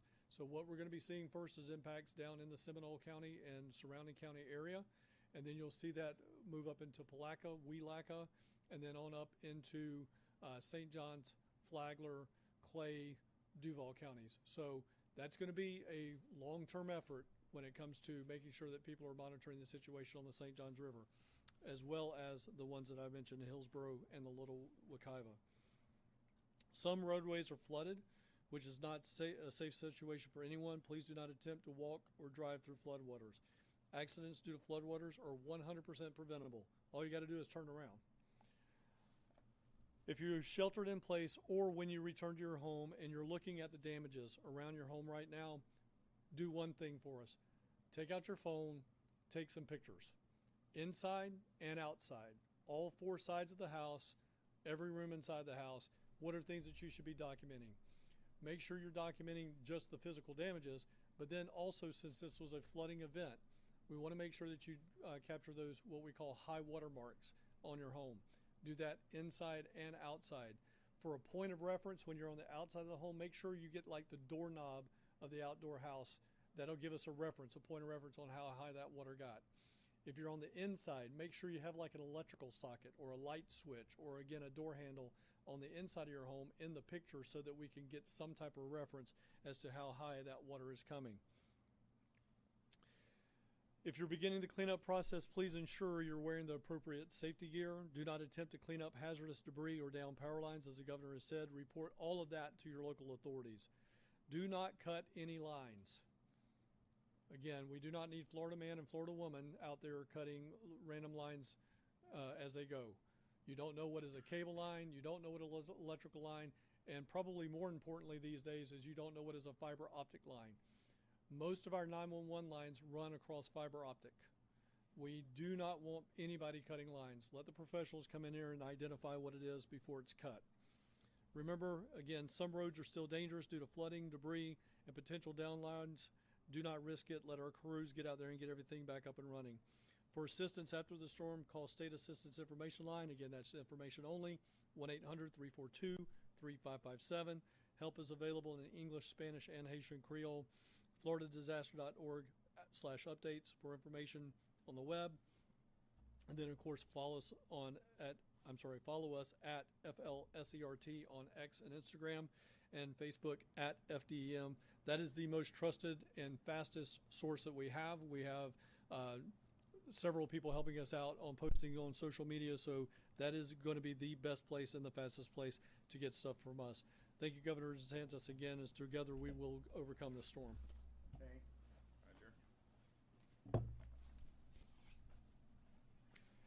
Morning, ladies and gentlemen, and thank you, Governor DeSantis, for reestablishing and resourcing this state guard so we can deliver critical emergency response capabilities right to the point of need. Working alongside Director Guthrie's, General Haas, and Director Young's and the rest of his state agencies, personnel moving rapidly in order to save lives, rescue our citizens, and minimize human suffering.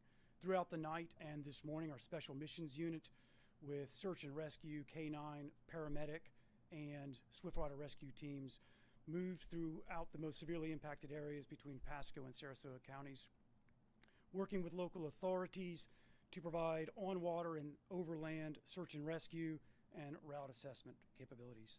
Our maritime unit is also engaged with FWC with 10 boat teams and high water vehicle teams in order to expand the capacity of the local counties' abilities to conduct waterborne reconnaissance and search and rescue operations. Our aviation unit with Black Hawks and drones with live stream and 3D map rendering capabilities will be conducting air operations today in coastal and inland community areas in order to enable those local authorities to paint the picture and focus their resources. Ladies and gentlemen, we are laser focused on search and rescue operations today.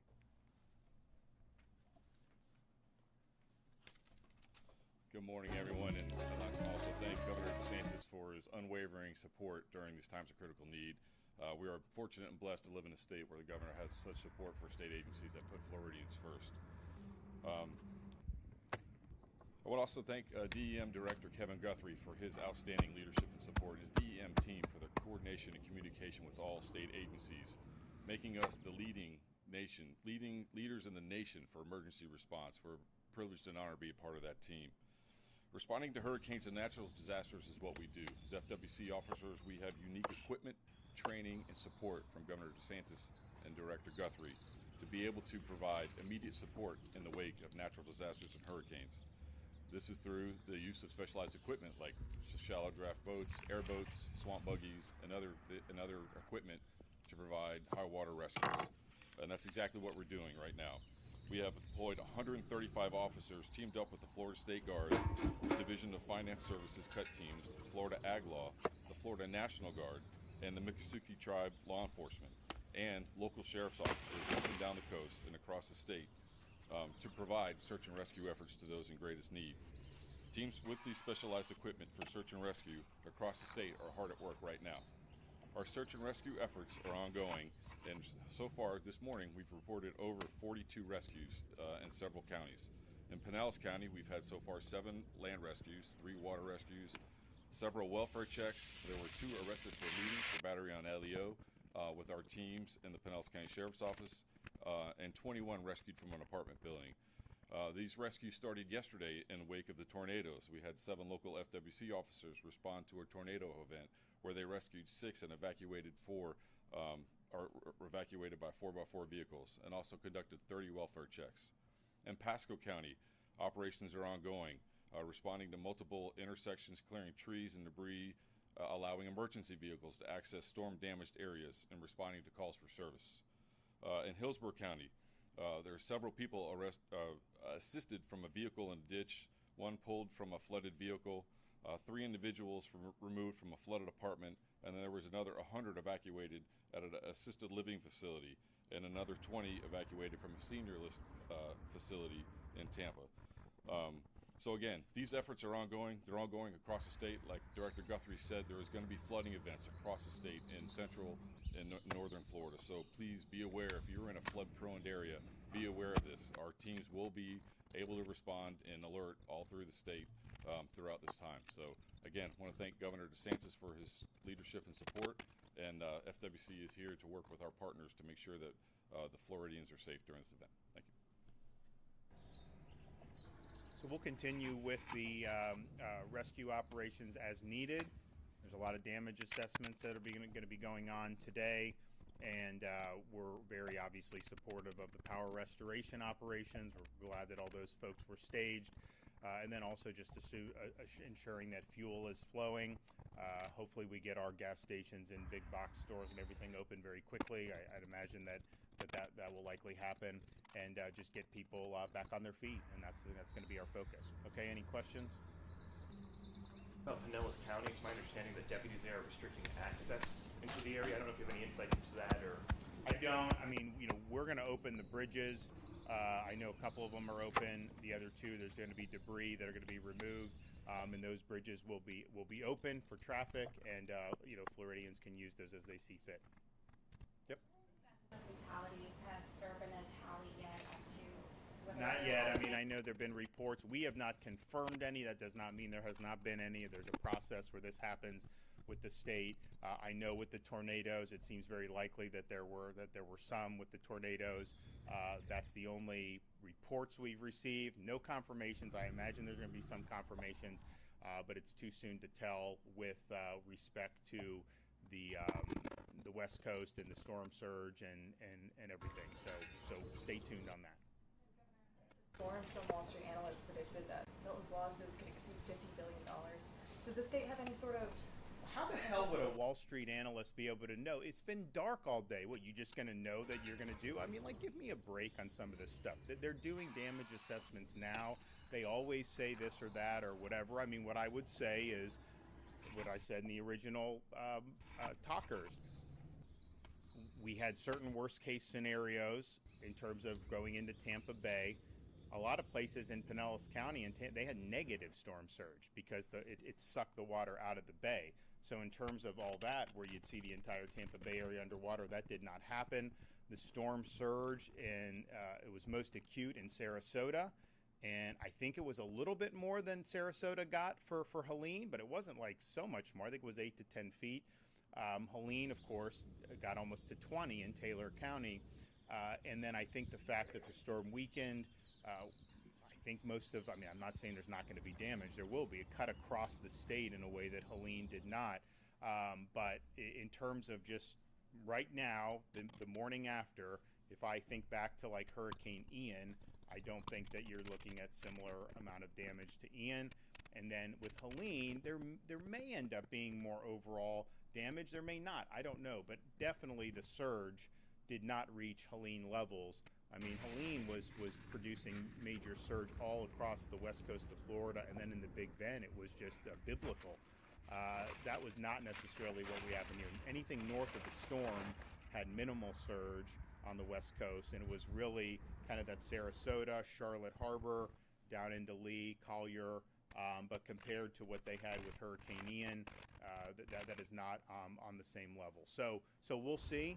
There'll be a lot more that'll need to be done to assess the extent of the damage. But what I think we can say is, we have a lot of resources in play here in Florida to be able to mitigate and get people back on their feet and get the state moving again. I think it's what people want. They want to get back in their homes. They want to see the roads clear. They want to see the bridges reopen. And so that's what our sole focus, so that we get people back. The areas, Tropicana Field, its roof shattered. It's my understanding that they were relocated on Wednesday. Yeah, they were relocated. So, I mean, the Tropicana Field is a routine staging area for these things.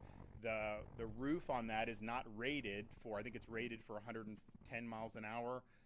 And so the forecast changes, but as it became clear that there was going to be something of that magnitude that was going to be within the distance, they redeployed them out of Tropicana. So there were no state assets that were in Tropicana Field. I think Duke also removed all their assets as well.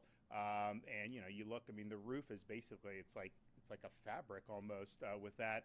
So that was something that we understood and acted accordingly. They were moved before the storm. I mean, and so there was no issue with anything with that. Remain break in St. Petersburg. My understanding is at least earlier this morning, the city had no Kevin access can to talk about that. I know he's been engaged in that. So about 1:40 this morning, I received a phone call. Woke up, got over here from that building to this building, got over here and started working the issue. Right now, there are several water main breaks throughout Pinellas County, different water systems. Some are municipal, some are county. But what they're doing is they're slowly raising pressure in those lines to actually figure out exactly where the breaks are at. And then you're going to start repairing those breaks one by one by one. You may start to see some things come out of the hospital industry. We have stabilized the hospital situation. There is one active evacuation of a hospital right now. I do not have the name of that hospital. We can certainly get that back to you through our folks. But we have stabilized the water pressure in 4 out of 5 hospitals from getting any worse. So we're going to continue to closely monitor that throughout the day. But again, one active evacuation going on, but we have stabilized. We have water tankers on site pushing pressure back into the systems. But I think our biggest thing to talk about, or I should say talk about, but the biggest thing right now in that Pinellas St. Pete area is going to be the water system. But we're working in conjunction to see how we can support and supplement the cities and the county on what resources they need. We've already dispatched logistical folks into the area. We've sent in engineers on our dime to be as helpful as we can. In one situation, it may be a gasket or a flange. In another situation, it may be a complete water main break. But we stand by ready to support Pinellas and St. Pete and other municipalities to help them get that water back on and running. Because again, power and water are right there together. We can do a lot with power, but we got to have water. Impacts to it's the Kinder Morgan Central Florida pipeline system. Jason, I don't have anything on that particular pipeline system, but I'll find out what I can offline, and we'll close the loop back with you guys. All right. Will that impact any of the post-storm recovery efforts, given that they're in Jacksonville? No, well, they're not in I mean, there's some came from Jacksonville originally. Kevin put them in different places to just ride out the storm and then come back in. So no, it's not going to have any major impacts at all.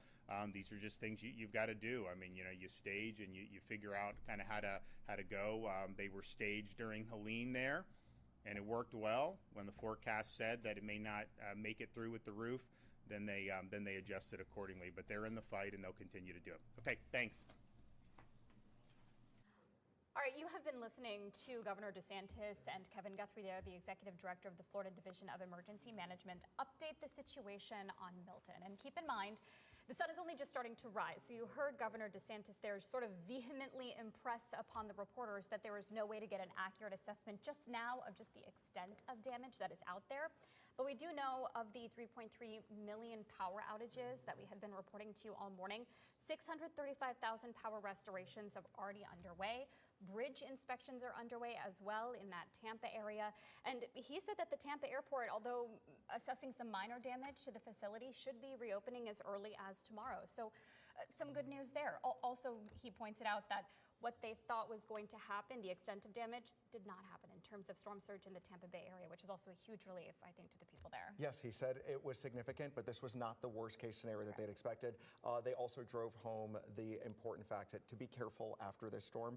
That's usually when there are a lot of preventable deaths with down power lines and generators, just practicing the safety as you're moving about this morning to assess the damage.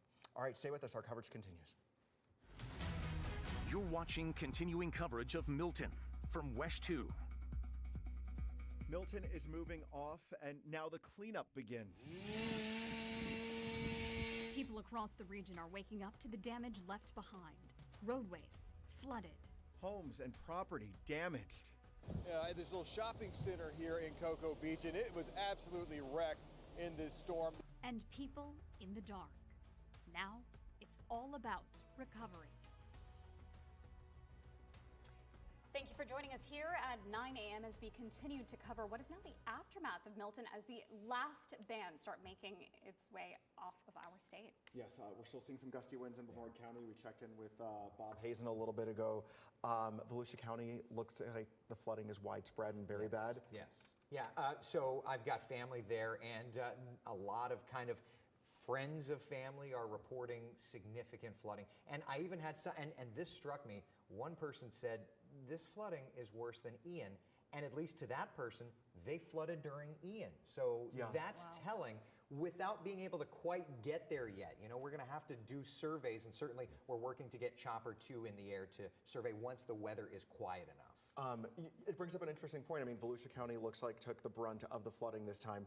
I was just texting with some friends who live in the Conway area in Orange County. They got 8 to 10 inches in their neighborhood, but they said because it was intermittent, the drains had time to kind of work through it. But we saw in Volusia County, every time we checked in with Pamela Combe this morning, it was raining for hours. Right. And then in addition to that, we also had not only a significant wind event, but Marquise, it was hours and hours and hours. There were emails and emails of people talking about when is this going to end because it was so bad for so long. It was just super continuous, right? I think you pointed that out, in which the rain showers didn't stop in Volusia County. That's why we still have waist-high waters, maybe even above that. We were checking out emails, people sending in photos from their window, of course, because they can't get outside, because the second you step outside, you're stepping into those flooding conditions.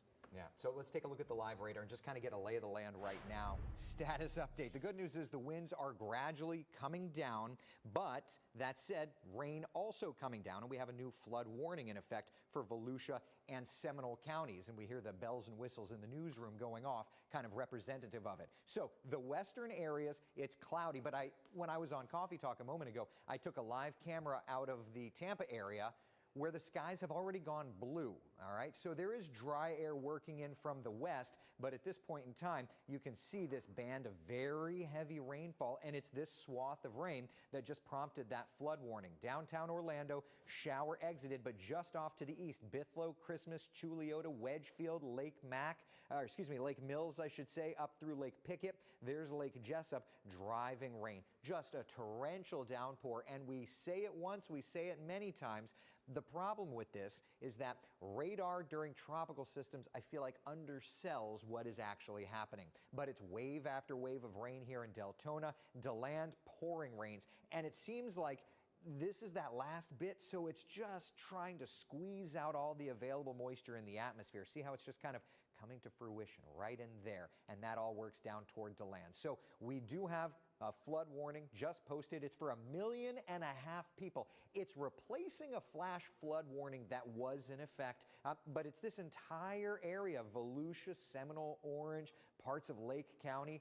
That goes until lunchtime because this pocket of rain is just training over the exact same spots. And as long as this happens, we are going to add and add and add to the rainfall numbers, which, by the way, we're working on tallying up for you. So in just a couple of moments' time, we'll get those to get an idea of just how much has fallen. But that said, boy, was this a significant storm. For the last couple of days, we said it was going to be right up there with Hurricane Charlie in terms of winds. How did it end up? Marquise Mita. Well, it definitely crashed the top 5. In fact, it's number 2 on the list. Charlie, 2004, we had maximum peak gusts of 105 miles per hour. Just below that with Milton. 20 years later, 99 was the fastest that we saw. That was across the Ponce Inlet.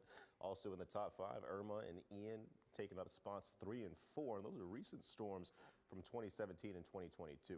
Still breezy, though, along the coast. The gusts haven't subsided. We know that Milton, well offshore, but we still have gusts of 52 miles per hour in Daytona Beach. And you still see the tropical storm force winds across Titusville, Melbourne, and Palm Bay, all sliding in from the north and the northeast currently. Now, with those breezy conditions, the wave heights still remain high across our coastal beaches, but take a look at what's happening well offshore. These wave heights are anywhere between 15 and 20 feet, and it may be a while before they subside. As we press play here, we watch Milton continue to push off towards the east, possibly gaining some heights and waves in which we could see 21 to 25 foot conditions by Friday in the morning. Along the coastline, though, 4 to 8 foot waves are still likely with those strong rip current risks. We're likely going to carry that storm surge across the rest of the day today and then into Friday as well across Flagler, Volusia, and Brevard counties. Waves actually don't really subside or come back to their average until the start of the work week. That's when waves begin to fall back to that 1 to 3 foot zone by Monday. Taking a look at the current wind speeds, though, across the region, we still have sustained winds from the north and the west surging across the I-4 corridor, anywhere between 20, maybe even 25 miles per hour. 20 for Kissimmee, 21 for St. Cloud and Bithlo, and you're a little bit quicker as you're closer to the storm along the coastline. We mentioned that there's 3.3 million customers still without power across the state of Florida. Take a look at some of the heaviest hit counties when it comes to power outages. Polk County, over 200,000 customers without power. Those numbers just below that. In Volusia County, where we're still experiencing those heavy rain showers, training, as Eric did mention, 180,000 customers are without the lights turned on, and widespread across the state. That's 28% of the entirety of the state of Florida that still has yet to turn on the lights. Out the door, what you're stepping out to right now, if you're in Volusia County, we talked about those high flood conditions, and you should still show temperatures in the upper 60s, 70s. Going to still be dealing with the aftermath of Milton for the next hour or so. That's why we carry the first warning icon through 9 and 10 o'clock. But as we push towards the lunchtime hour, that's when we gradually begin to clear out. We'll see temperatures return to the lower 80s, a cooler day for us after Milton, but the sunshine does eventually return, in which we can go outside and assess the damage. All right, Marquise, thank you. We know there are a lot of power outages in our state, but the good news is efforts are already underway to restore power. We know 50,000 linemen from as far as California are in our state right now, moving right behind that storm, trying to restore efforts. In fact, I just got a text from some of my friends in Osceola County. But we want to remind you that if you do not have power, we always simulcast whenever we go into wall-to-wall coverage with our radio partner, Magic 107.7, and you can always stream our newscast through the very local app. A relief to hear that some people are already getting power restored who lost it overnight. And as we are following the impacts of the storm, we are seeing the devastation in other parts of our state. We do want to check in with Alexia Seropoulos from one of our stations. She's down in the Fort Myers area to show us what's happening down there. We're on Fort Myers Beach in between two restaurants here. We have Nervous Nellie's and Snug Harbor, very popular restaurants. Something that isn't popular is having a boat right beside your dining table. This unfortunately came in during Hurricane Milton. The scariest part of all is we don't know how it got here. We just finished talking with the mayor. He said he knows the owner and it came from a marina down the way. So I want to show you the damage that is with this boat coming through here. Luckily the restaurant is okay, I will say that. They just have some damage here, just some aesthetic things, I guess. You have this little bit of scratching right here on the walls. Again, here in this storm drain, you have some bending here. So this would sadly have to be replaced. But the good news is the building itself is okay, and it looks like the boat's okay too. So this is one of the biggest things we've seen so far that's out of place here on Fort Myers Beach. I'm Alexia Chiropoulos. Back to you guys. We're going to be seeing so many more images like that, but it just goes to show the power that the storm carried with it as it moved across our state. Yeah, it also damaged some roads in Volusia County. We were showing you guys earlier some of the flooded out streets, and that's having a direct impact on people getting around. Well, and we don't want anybody to get out and around this morning. West 2's Christina Watkins is joining us now.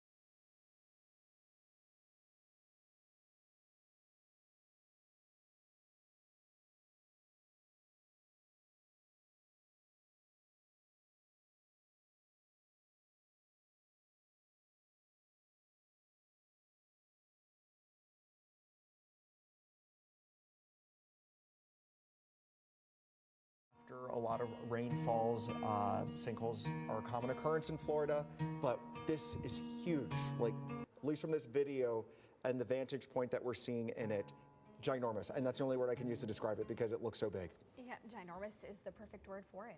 Police rescued people who were trapped in an apartment complex amid flooding in Clearwater. In fact, yes, take a look here. The video zoomed out just a little bit to show you that they're actually trying to rescue people here in rafts because the streets were so flooded that was the only way to reach what looks to be a second-story apartment. That first story is the garage. You can see that has been boarded up. And then that second story was where they were rescuing those people from. Again, we see video like this in the aftermath of storms. But look at that car with the trunk open just behind the canoe. That entire car, almost to its ceiling, completely filled with water. We know it happens, but to see it happen, wow. And, you know, these families are in a neighborhood. Oh, look at it. Some of these are almost up to the roof. There's no escaping it at that point. You feel bad seeing all these videos, and we've seen them in neighborhoods in our area too for previous storms. Let's take you back up to Volusia County and show you some of the damage that we saw in Holly Hill. One of our viewers sent this to us earlier this morning. You can see just debris scattered all over their home after an opening there in their roof. Just a terrible scene, and we know that Volusia County took the brunt of this storm as far as damages, at least as far as we've seen so far. We're still checking in with our reporters and photojournalists who are scattered all over the area. But to have a tree or any projectile coming into your home like that and then have that gaping hole and then waiting to figure out when you're going to fix it and then dealing with all the aftermath, that's what folks are dealing with. Yeah, and they just took such a beating from both rain and wind. Yeah. No telling what exactly caused the hole in that roof. It could have just been incessant rain that happened to just soak through and punch a hole there, or wind was ripping off shingles over there on our coast as well. All right, let's take you back a little bit further inland towards Seminole County. This is in Winter Springs. And again, rising floodwaters here. And keep in mind, there were flash flood warnings in several locations across Central Florida. Many of them did expire at 6 o'clock this morning. But these images that we're showing you right now are why they even went into effect. There are a lot of low-lying areas that tend to fill up with water even during normal summer afternoon rain showers. And we were already so saturated as Milton approached our state. Scenes like this were almost inevitable, as sad as it is to say. We want to stay in Seminole County, but this time we want to take you to Altamont Springs, and you can see a wire came down, caused those flames there in the distance with a tree, creating some issues for folks in that area, and you can see that road was flooded out as well.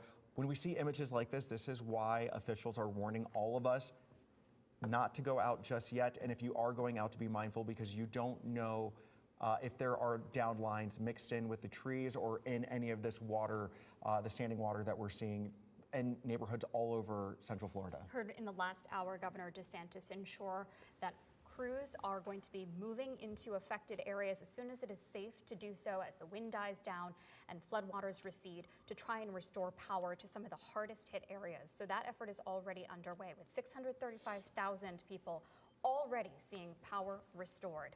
We made you a promise from the start. We're going to be here with you until Milton fully leaves our area. Our coverage continues right now. You're watching continuing coverage of Milton from WESH 2. All right, it's almost 9:30 on this Thursday morning, the day after this storm has come through. Yeah, this is a dash camera video that we got from DeLand Police. They were following behind that car on the road, and that tree branch came crashing down, did some damage to that car right through the windshield.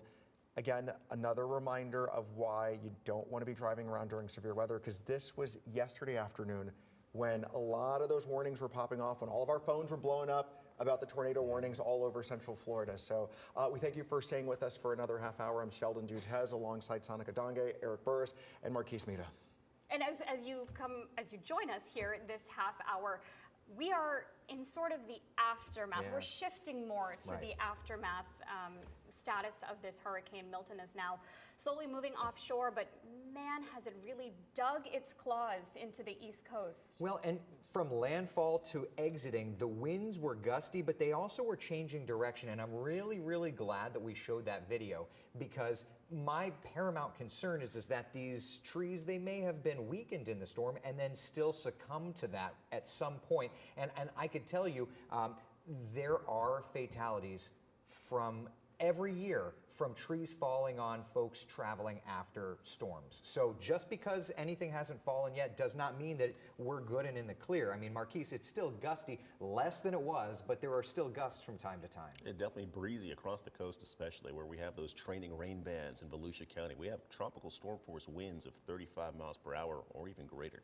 And that's why we're still under tropical storm and hurricane warnings in parts of Central Florida, right? So let's look outside and see what the radar is like right now, okay? Our western areas still breezy, but those tropical bands have exited your area. Our live radar showing, though, still pockets of heavy rainfall across about the eastern half. And I would add that it's these areas that are still under hurricane warnings, because hurricane conditions are possible here. So let's take you into Flagler County, where we're kind of developing new downpours along the shoreline and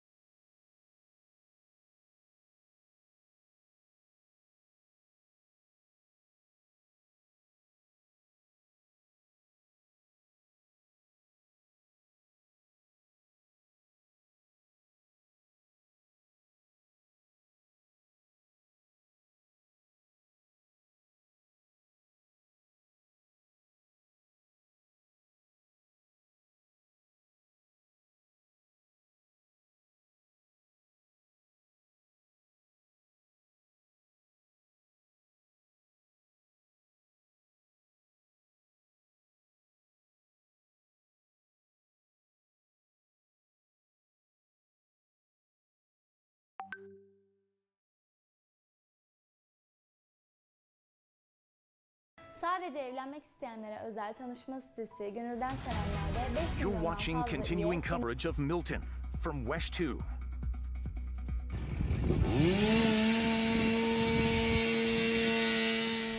Very often you hear chainsaws in October because you're at a Halloween event. Well, in Central Florida this morning, it's the cleanup for Milton. This hurricane is moving offshore, but this is what we're seeing in Maitland.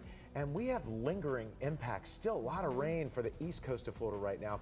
Crews are going to be working hard all over, trying to remove trees that are down and branches from roadways, like this situation Pearson there told in Orange Fox County. weather that 17 I tornadoes feel like hit we the have multiple county, stories with going hundreds on, right? of homes Because I mean, ruined. in Orlando, people Earlier can in the maybe day, start to venture he out, posted a maybe clean up video their on the yards a little sheriff's bit, but we just department's saw Pamela Facebook Cone page that in showed a Volusia County steel soaking storage. wet.